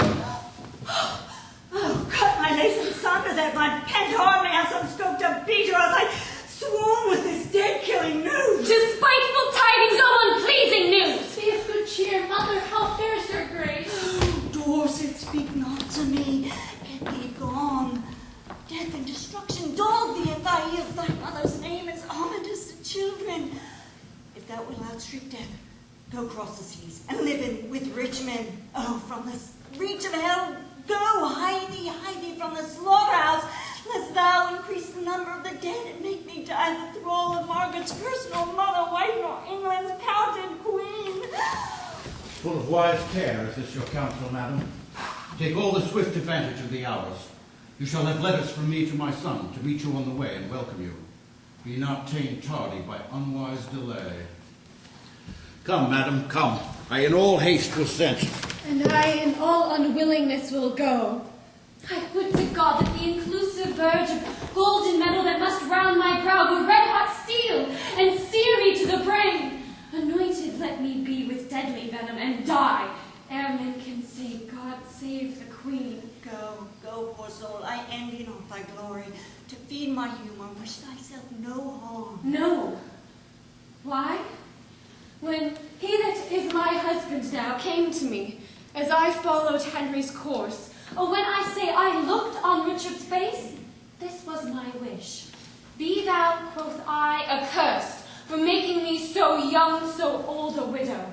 And when thou wedst, let sorrow haunt thy bed, and be thy wife, if any be so mad, made more miserable by the death of him than thou hast made me by my poor lord and thee. Lo, ere I can repeat that curse again, even in so short a space, my woman's heart grossly grew captive to his honey words, and proved the subject of my own soul's curse. For never yet 1 hour in his bed have I enjoyed the golden dew of sleep, but been waked with his timorous dreams. Besides, he hates me for my father Warwick, and will no doubt shortly be rid of me. Go thou to Richmond, and good fortune guide thee. Go thou to Richard, and good angels guard thee. I to my grave, where peace and rest lie with me. 80-odd years of sorrow have I seen, and each hour's joy wrecked with a week of teen. Oh, stay yet. Look back with me into the tower. Oh, pity you ancient stones, those tender babes that envy hath immured within your walls. Rude, ragged nurse, Old sullen playfellow for tender princes, use my babies well. So full of sorrow at your stones farewell.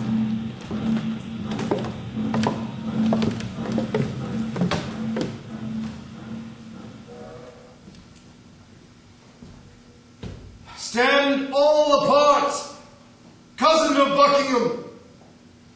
My lord? Give me thy hand. Thus high, by thy advice and thy assistance, is King Richard seated. But shall we wear these glories for a day, or shall they last, and we rejoice in them? Long may they live, and forever may they last. O Buckingham, now do I play the touchstone, to try if thou be current gold indeed. Young Edward lives. Think now what I would say. Say on, my loving liege. Why, Buckingham, I say I would be king. Why, so you are, my thrice-renowned sovereign. Ha! Am I king? 'Tis so. But Edward lives. True, noble prince. Oh, bitter consequence that Edward still should live, true noble prince.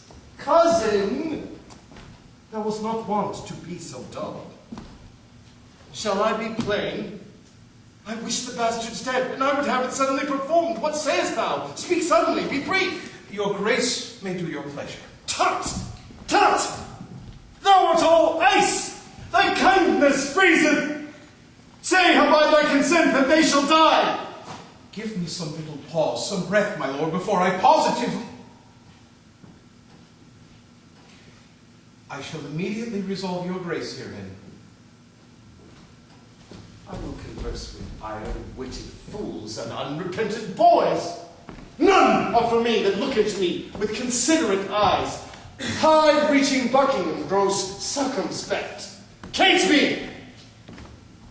The deep, revolving, witty Buckingham no more shall be neighbor to my counsel. Hath he so long held out with me, untired, and stops he now for breath?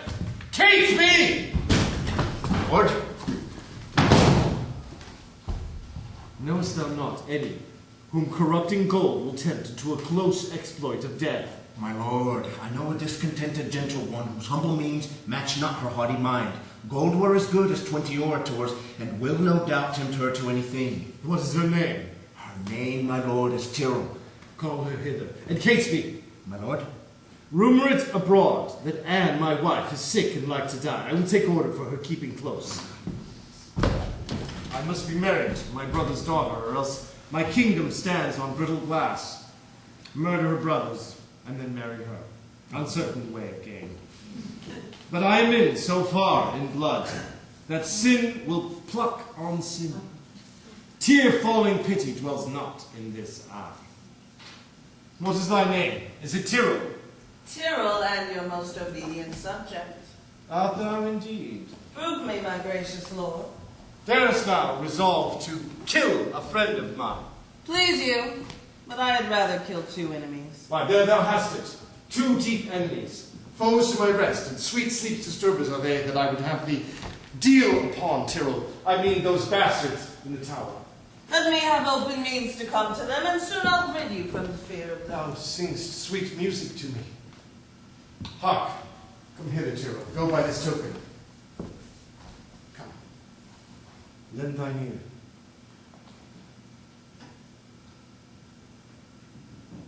There is no more but so.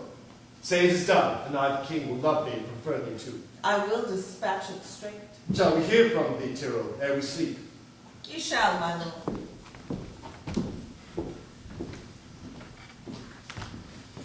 How now, Stanley, what news?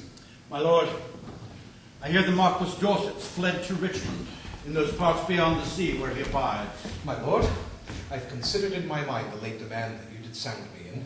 Well, let that pass. Dorset has fled to Richmond. I hear that news, my lord. Stanley, Richmond is your wife's son. Look to it! My lord, I claim my gift, my due by promise for the which your faith and honour is pawned, the earldom of Hereford and the movables, the which you promised I should possess. Stanley, Look to your wife, too. If she convey letters to Richmond, you shall answer it. What says your highness to my just demand? As I remember, Henry VI did prophesy that Richmond should be king when Richmond was a little peevish boy. A king, perhaps.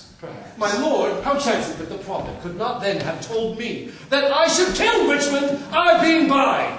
My lord, your promise... Richmond! When I was last in Exeter, the mayor, in courtesy then, showed me the castle and called it Rougemont, in which name I started because a bard of Ireland told me that I should not live long after I saw Richmond. My lord, your promise for the earldom. Aye. What's o'clock? My lord, I am thus bold to put you in mind of what you promised me. Well, but what's o'clock? Upon the stroke of 10. Well, let it strike. Why let it strike? Because with like a jack, thou keepst the stroke betwixt thy begging and my meditation. I am not in the giving vein today. Why then resolve me whether you will or no. Tut! Tut! Thou troublest me! I am not in the giving vein. Is it even so? Repays he my true service with such deep contempt? Made I him king for this? Oh, let me think on Hastings and be off to Brecknock while my fearful head is still on.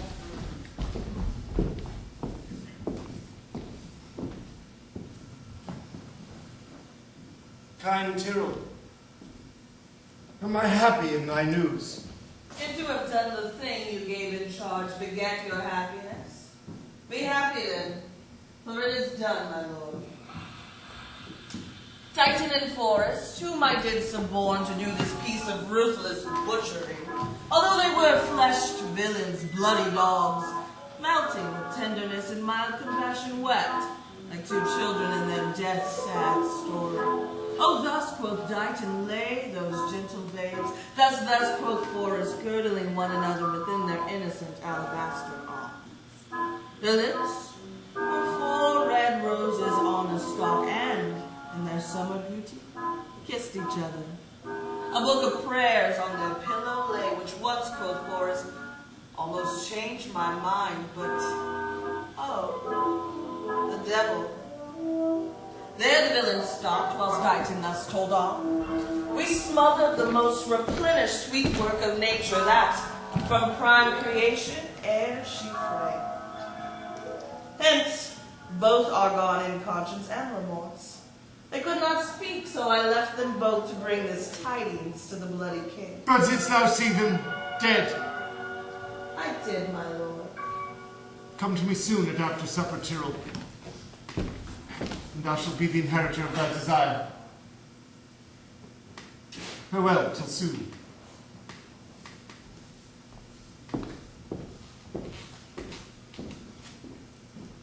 The sons of Edward sleep in Abraham's bosom. And Anne, my wife, hath bid the world good night. Now, for that I know that Breton Richmond aims at young Elizabeth, my brother's daughter, and by that knot looks proudly o'er the crown. To her go I, a jolly, thriving wooer. My lord. Good news or bad that thou comest in so bluntly? Bad news, my lord. Ely is fled to Richmond, and Buckingham, back with the hardy Welshman, is in the field, and still his power increasing. Ely with Richmond troubles me more near than Buckingham and his rash levied army. Come, I have heard that fearful commentaries, leaden servitude to dull delay, delayed leads impotence and snail-paced vagary, then fiery expedition be our wing, Jove's Mercury and herald for a king. God, muster men, my counsel is my shield. We must be brief when traitors brave the field.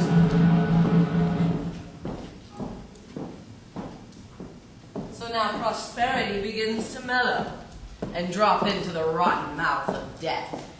In these confines slyly have I lurked to watch the waning of mine adversaries. Oh, my young princess. Oh, my tender babe. If yet your gentle soul still fly in the air, be not fixed and doomed perpetual,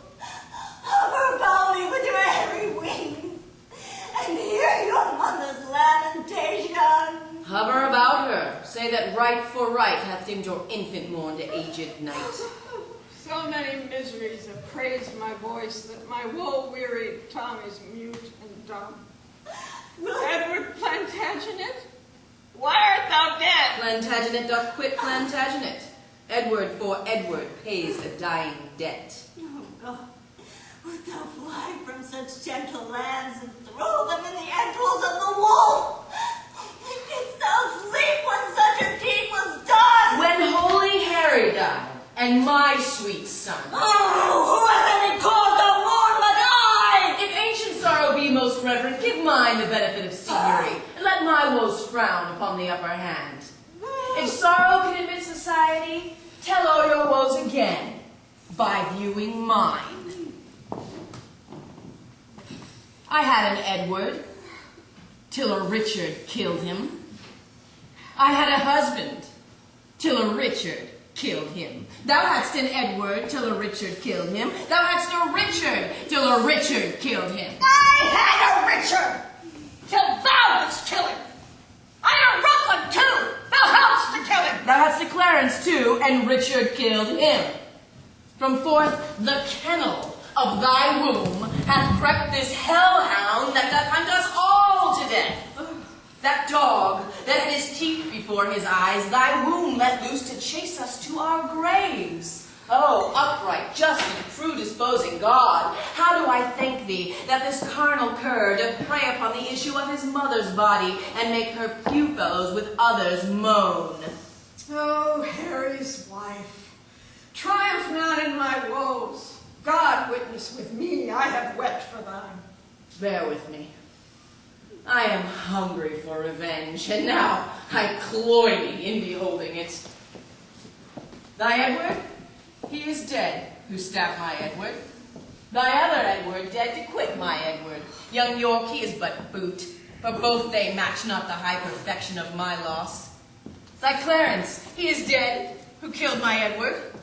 And the beholders of this tragic play, the adulterate Hastings, Rivers, Vaughan, Grey, untimely smothered in their dusky graves. Richard yet lives. Hell's black intelligence are only reserve their factory to buy souls and send them thither. But at hand ensues his piteous and unpitied end. Earth gapes, hell burns, fiends roar, saints pray to have him suddenly conveyed away. Cancel his bond of life. Dear God, I pray that I might live to say, the dog is dead. Oh, thou didst prophesy the time would come when I would wish for thee to help me curse that bottom spider, that foul bunchman toad. I did call thee then vain flourish of my fortune. I call thee then a poor shadow, painted queen, the presentation of but what I was, the flattering index of a direful pageant, one heaved high to be hurled down below, a mother, only mocked with two sweet babes, a dream of what thou wert, a breath, a bubble, a sign of dignity, a garish flag to be the aim of every dangerous shot, a queen in jest, only to fill the scene.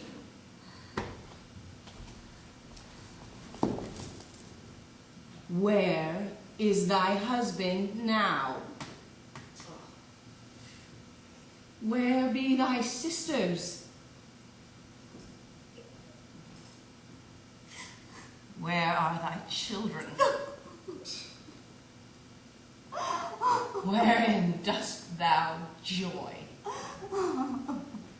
Thus hath the course of justice wheeled about and left thee but a very prey to time. Thou didst usurp my place. Dost thou not usurp the just proportion of my sorrow? Now thy proud neck bears half my burden yoke, from which, even here, slip my weary neck,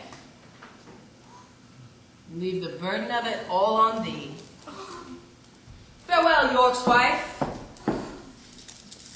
queen of sad mischance. These English woes make me smile in France. Oh, thou well skilled in curses, stay a while and teach me how to curse mine enemies.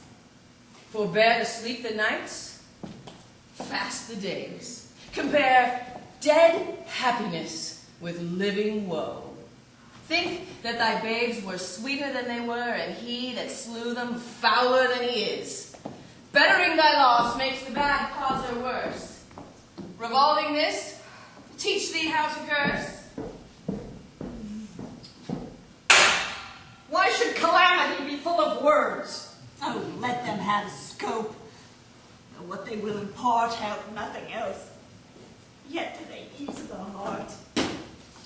If so, then be not tongue-tied. Go with me, and in the breath of bitter words let's smother my damned son, which thy two sweet sons smothered. Oh, I hear his drum. Copious it exclaims. Who intercepts me in my expedition? Oh, she that might have intercepted thee by strangling thee in her accursed womb from all the slaughter, wretch that thou hast done. Hidest thou that forehead beneath a golden crown? Where should be branded, if that right were right, the slaughter of the prince that owed that crown, and the dire death of my two sons and sisters? Where is kind rivers Vaughan gray? Thou toad, where is thy brother Clarence? Tell me, thou villain slave, where are my children? Flourish! Trumpets! Strike alarum drums! Let not the heavens hear these telltale women rail against the Lord's anointed. Strike, I say! Thus drown I your exclamations out. I prithee hear me speak. You speak too bitterly. Hear me a word, for I shall never speak to thee again. So, take with thee my most heavy curse, which in the day of battle tire thee more than all the complete armor that thou wearest.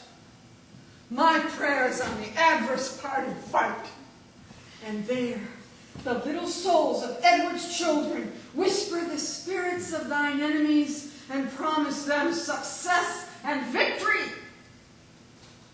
Bloody thou art, bloody will be thy end.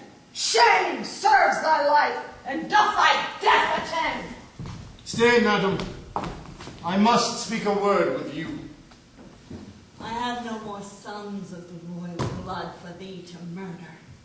As for my daughters, Richard, they will be praying nuns, not weeping queens, and therefore level not to hid their lives. You have a daughter called Elizabeth, virtuous and fair, royal and gracious. And must she die for this?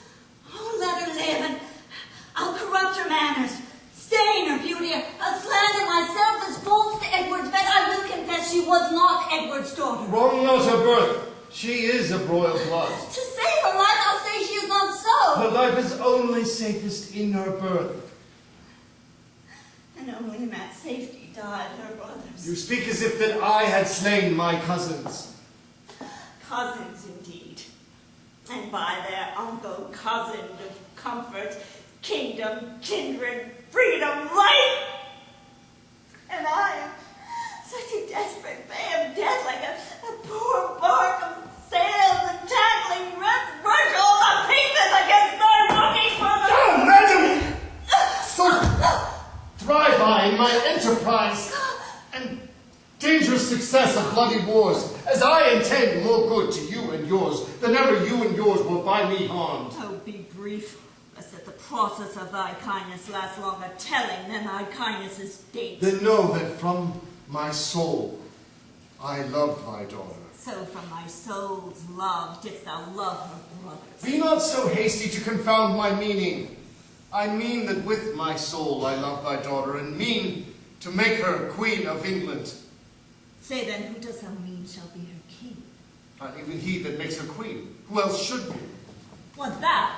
I. Even I. What think you of it, madam? How canst thou woo her? That would I learn of you, as one that are best acquainted with her humor. And wilt thou learn of me? Madam, with all my heart.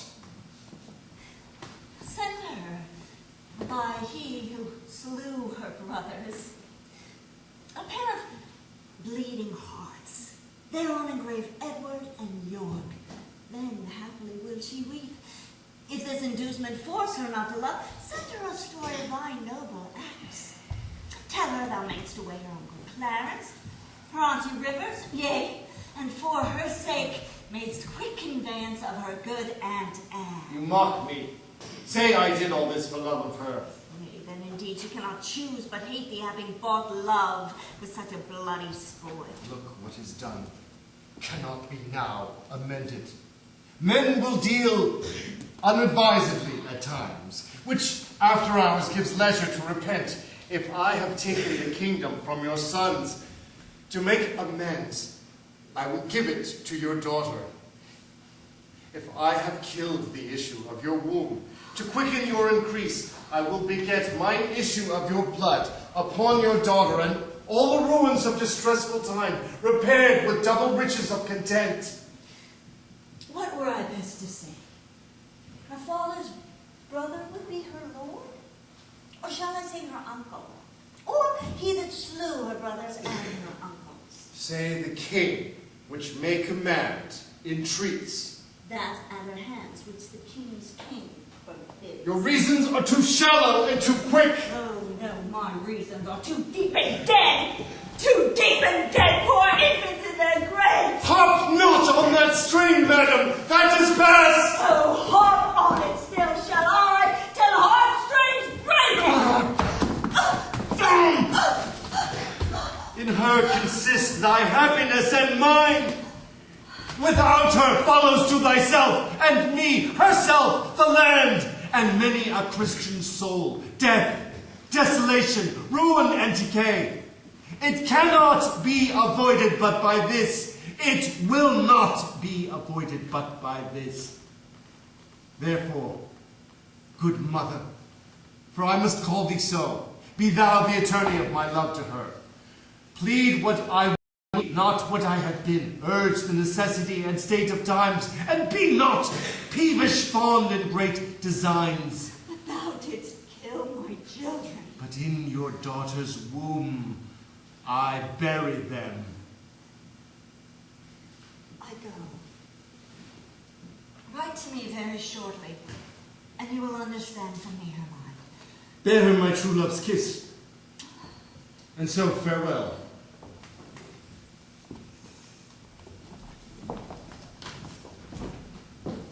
Relenting fool! Shallow-changing woman! How now, what news? Most mighty sovereign of the western coast rideth a puissant navy. To the shore throng many doubtful, hollow-hearted friends, unarmed and unresolved to beat them back. 'Tis said that Richmond is their admiral. And there they halt, expecting but the aid of Buckingham to welcome them ashore. Some light from friend posted the Duke of Norfolk, myself, or Catesby. Where is he? Here, my lord. Fly to the Duke. Post thou to Salisbury, and when thou comest thither, dull and mindful villain! Why stayest thou still, and goest not to the Duke? First, mighty sovereign, let me know your mind. What from your grace I shall deliver to him. Oh, true, good Catesby. Bid him levy strength, all the strength and power he can make, and meet me presently at Salisbury. I go. What is your highness wish I shall do at Salisbury? Why, what wouldst thou do there before I go? Thou hast commanded thee to ride before. My mind is changed, sir. My mind is changed.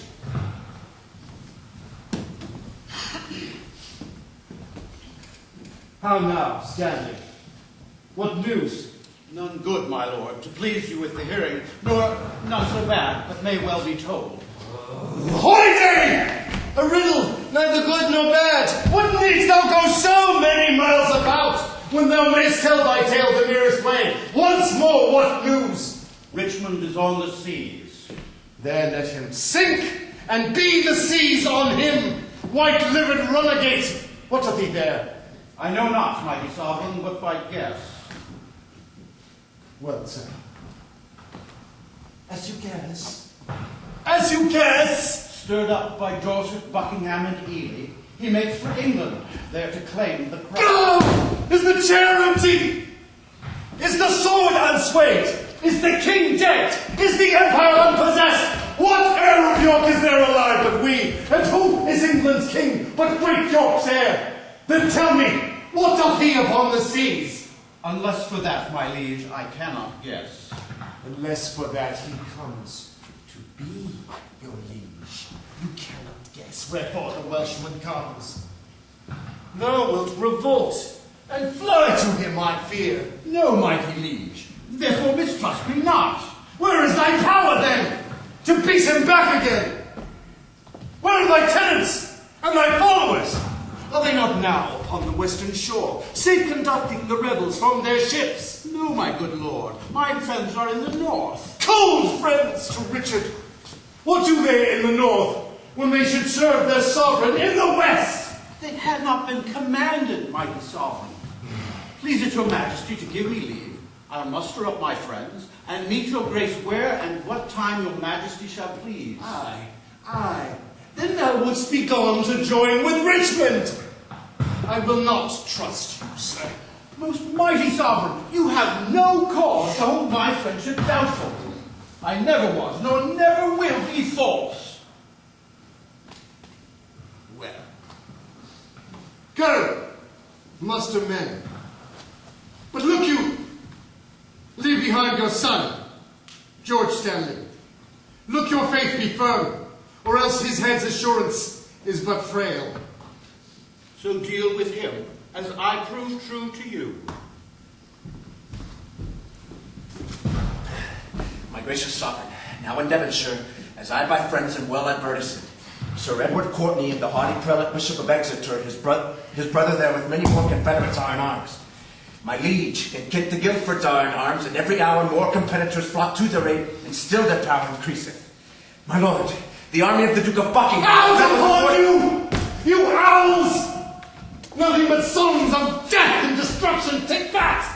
Till thou bringest me better news. The news I have to tell your majesty is that by sudden floods and fall of waters, Buckingham's army is dispersed and scattered, and he himself wandered away alone, no man knows whither. I cry you mercy, sir. Hath any well-advised friend proclaimed reward to him that brings the traitor in? Such proclamation hath been made, my liege. Sir Thomas Lovell and Marquis Dorset, 'tis said, my liege, in Yorkshire are in arms. Yet this good comfort bring I to your grace. The Breton navy is dispersed by tempest. March on, since we are up in arms, if not to fight with foreign enemies, then to beat down these rebels here at home. What? My liege, the Duke of Buckingham is taken. That is the best news. That the Earl of Richmond is with the mighty power landed at Milford is colder tidings, yet they must be told. Away towards Salisbury! Whilst we reason here, a royal battle might be won and lost. Someone give order that Buckingham be brought to Salisbury. The rest, march on with me!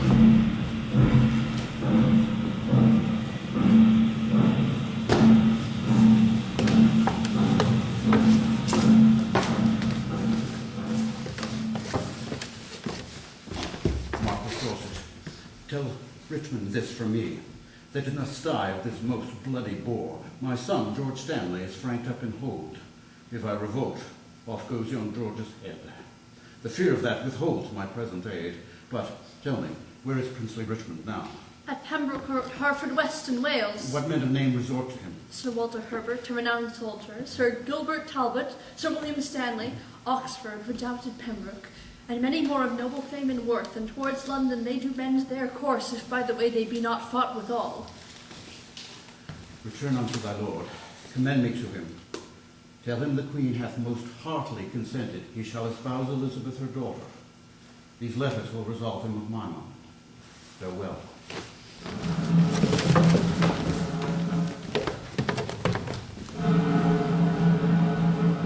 Will not King Richard let me speak with him? No, my good lord, and therefore be patient. This is All Souls' Day, fellow, is it not? It is, my lord.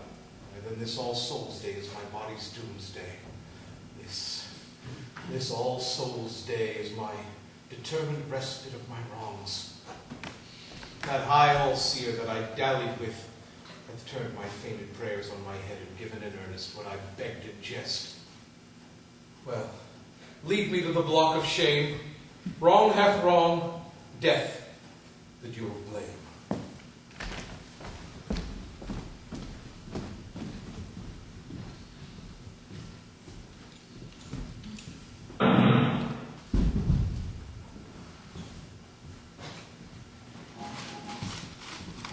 Fellows in arms, and my most loving friends, bruised underneath the yoke of tyranny, Thus far into the bowels of the land have we marched without impediment, and receive we now from our father Stanley lines of fair comfort and encouragement. The wretched, bloody, and usurping boar that spoiled your summer fields and fruitful vines lies now even in the center of this isle, near to the town of Leicester. As we learn from Tamworth thither is but 1 day's march.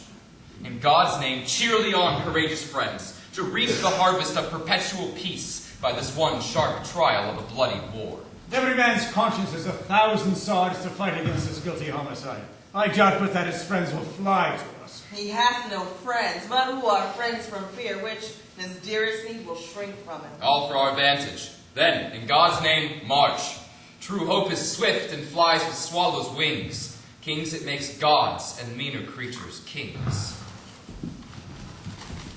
Here pitch we our tents, even here in Bosworth Field. Who hath described the number of the traitors? 6,000 or 7,000 is their utmost number. Why, our battalion trebles that account. Besides, the king's name is a tower of strength, which they upon the outward fashion want. Let's obey the vantage of the field. Call some men of sound direction. Let's want no discipline, make no delay, Brackenbury. Tomorrow is a busy day. The weary sun hath made a golden set, and by the bright track of his fiery car gives signal of a goodly day tomorrow. Give me some ink and paper in my tent. I'll draw the form and model of our battle. Limit each leader to his several charge, and part in just proportion our small strength. My Lord of Oxford, you, stay with me. The Earl of Pembroke keeps his regiment. Good Captain Blunt, bear my good night to him, and by the 2nd hour of the morning desire the Earl to see me in my tent. Yet one thing more, good Blunt, before thou goest. Where is the Lord Stanley quartered? Dost thou know? Unless I have mistaken his colors, which well assured I am I have not done, his regiment lies half a mile at least south from the mighty power of the king. If without peril it be possible, bear my good night to him, and give him from me this most needful scroll. Upon my life I will undertake it, and so God give you quiet rest tonight. Good night, good Captain Blunt. Come, gentlemen, let us consult upon tomorrow's business into our tent. The air is raw and cold. Triumph and victory sit on thy helm. Oh, comfort that the dark night can afford be to thy person, noble father-in-law. But tell me, how fares our loving mother? I, by eternity, bless thee from thy mother, who prays continually for Richmond's good. To be brief, for so the season bids us be, prepare thy battle early in the morning, and put thy fortune to the arbitrament of bloody strokes and mortal-staring war. I, as I may, that which I would I cannot, with best advantage will deceive the time, and aid thee in this doubtful shock of arms. But on thy side I may not be too forward, lest, being seen, thy brother, tender George, be executed in his father's sight. Once more, adieu. Be valiant, and speed well. Conduct him to his regiment. I'll strive with troubled thoughts to take a nap, lest letting slumber pease me down tomorrow when I should mount with wings of victory. Once more, good night.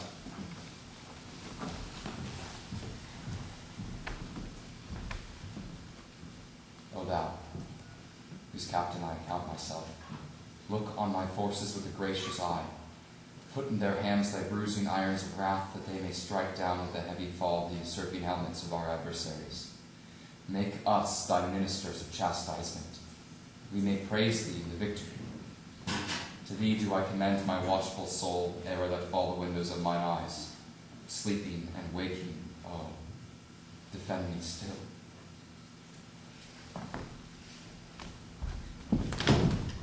What is the clock?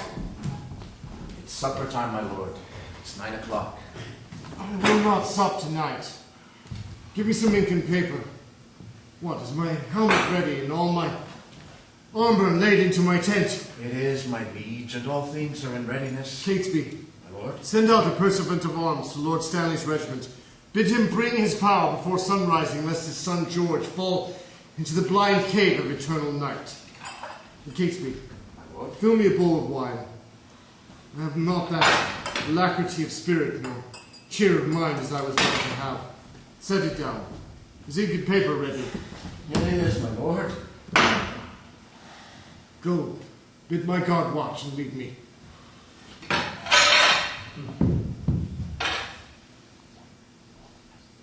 Catesby, about the mid of night, come to my tent and help to arm me. Leave me, I say.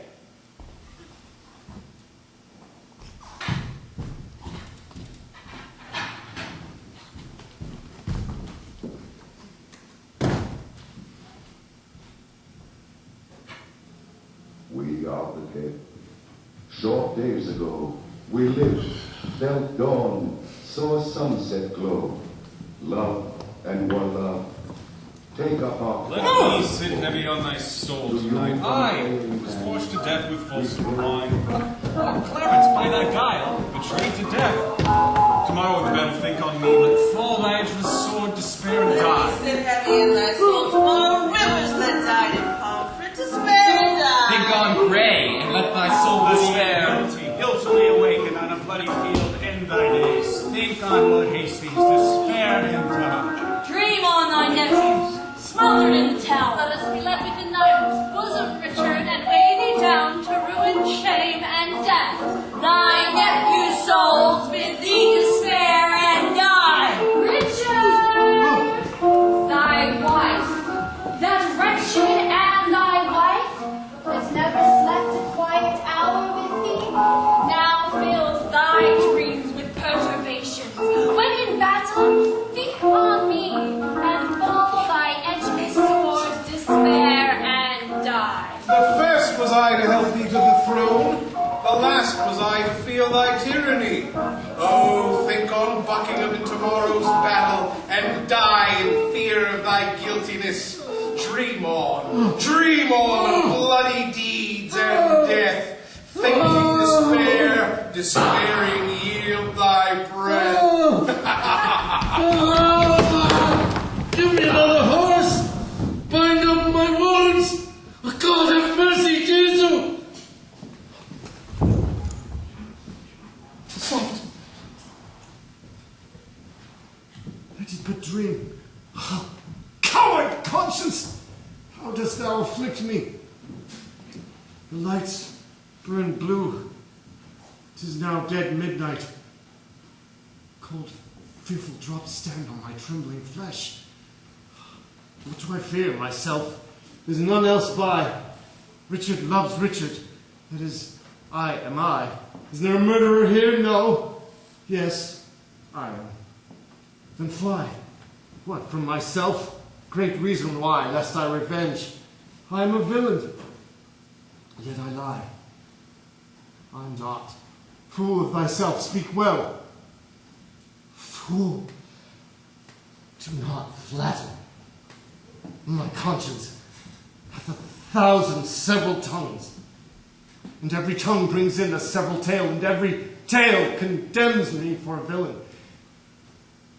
There is no creature loves me, and if I die, no soul shall pity me. Nay, wherefore should they, since that I myself find in myself no pity to myself? My lord! God's wounds, who's there? 'Tis I, my lord. The early village clock hit twice on salutation to the morn. Your friends are up and buckle on their armor. Brackenbury, I have dreamed a fearful dream. What thinkst thou? Will our friends prove all true? No doubt, my lord. Brackenbury, I fear. Nay, good my lord, be not afraid of shadows. By the Apostle Paul, shadows tonight have struck more terror into the soul of Richard than can the substance of 10,000 soldiers armed and proof and led by shallow Richmond. It is not yet near day. Come, go with me. Underneath our tents I'll play the eavesdropper to see if any mean to shrink from me.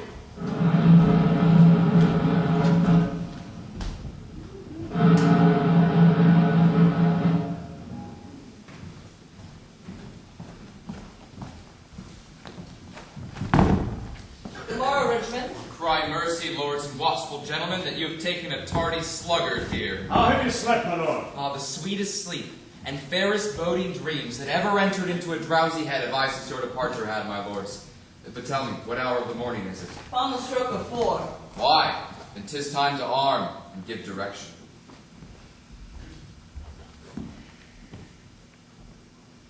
More than I have already said, loving countrymen, the leisure and enforcement of the time forbids me dwell upon. Yet remember this, God and our good cause fight on our side. The prayers of holy saints and wronged souls like high-reared bulwarks stand before our faces. Richard except, those whom we fight against had rather have us win than him they follow. For what is he they follow? Truly, gentlemen, a bloody tyrant and a homicide. One raised in blood and one in blood established. One that made means to come by what he hath, then slaughtered those that were the means to help him. One that hath always been God's enemy. Then, if you fight against God's enemy, God will in justice ward you as his soldiers. If you do sweat to put a tyrant down, you sleep in peace, the tyrant slain. Then in the name of God and all these rights, advance your standards, raise your willing swords. For me, the ransom of my bold attempt shall be this cold corpse on this earth's cold face. But if I thrive, the gain of my attempt, the least of you shall share his part thereof. Sound drums and trumpets boldly and cheerfully. God and St. George, Richmond and victory! 10 of the clock. What said the calendar? Who saw the sun today? Not I, my lord. Then he disdains to shine, for by the east he should have braved an hour ago. A black day. It will be to somebody. Remember whom you are to cope withal. A sort of vagabonds, rascals, and runaways, a scum of Bretons and base lackey peasants, and who doth lead them? But a paltry fellow, long kept in Brittany at our brother's cost, a milksop, one that never in his life felt so much cold as overshoes in snow. Let's whip these stragglers o'er the seas again. Lash hence these overweening rags of France. These bastard Bretons, whom our fathers have in their own lands, beaten, fobbed, and thumped, and in record left them the heirs of shame. Shall these enjoy our lands, lie with our wives, ravish our daughters? Hark, I hear their drum far off. Fight, gentlemen of England, fight, bold yeomen. Draw, archers, draw your arrows to the head. Spur your proud horses hard and ride in blood. Amaze the welkin with your broken staves. What says Lord Stanley? Will he bring his power? My lord, he doth deny to come. Off with his son, George Stanley's head. My lord, the enemy is past the marsh. After the battle, let George Stanley die. On, my lord. The foe wants in the field. Come, bustle, bustle, comparison my horse. Go, gentlemen, every man to his charge. Let not our babbling dreams affright our souls. Conscience is but a word that cowards use. March on, join bravely. Let us to it, pell-mell. If not to heaven, then hand in hand to hell!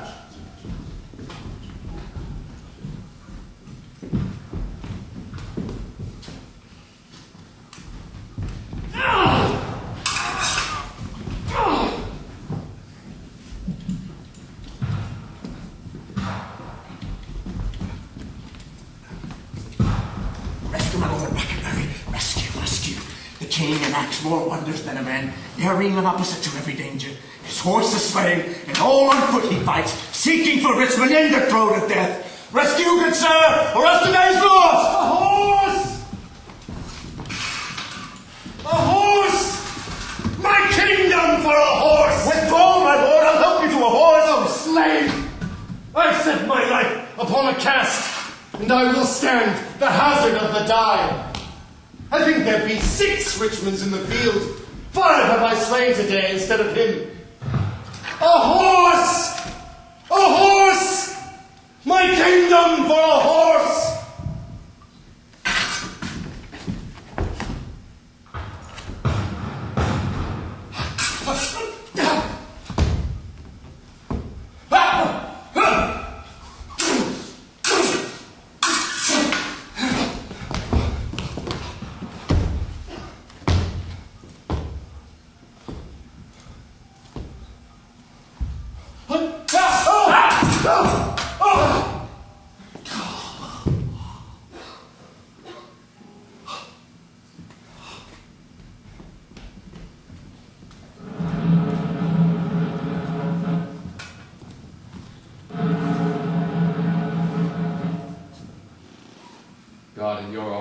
praise victorious friends. The day is ours. The bloody dog is dead! Courageous Richmond, well hast thou acquit thee. Lo, here this long usurped royalty, from the dead temples of this bloody wretch, have I plucked off to grace thy brows withal. Wear it, enjoy it, and make much of it. Great God of heaven, say amen to all. But tell me, is young George Stanley living? He is, my lord, and safe in Leicester town, whither, if it please you, we may now withdraw us. What men of name are slain on either side? John, Duke of Norfolk, Walter, Lord Ferrers, Sir Robert Brackenbury, and Sir William Brandon. Inter their bodies as become their births. Proclaim a pardon to the soldiers fled, that in submission will return to us. What traitor hears me and says not amen? England hath long been mad and scarred herself. The brother blindly shed the brother's blood. The father rashly slaughtered his own son. The son compelled and butchered to the sire. All this divided York and Lancaster, divided in its dire division. Oh, now that Richmond and Elizabeth, the true succeeders of each royal house, can join together. Abate the edge of traitors, gracious Lord, that would reduce these bloody days again, and make poor England weep in streams of blood. Let them not live to taste this land's increase, that would with treason wound this fair land's peace. Now, civil wounds are stopped. Peace lives again, that she may long live here. God say, amen.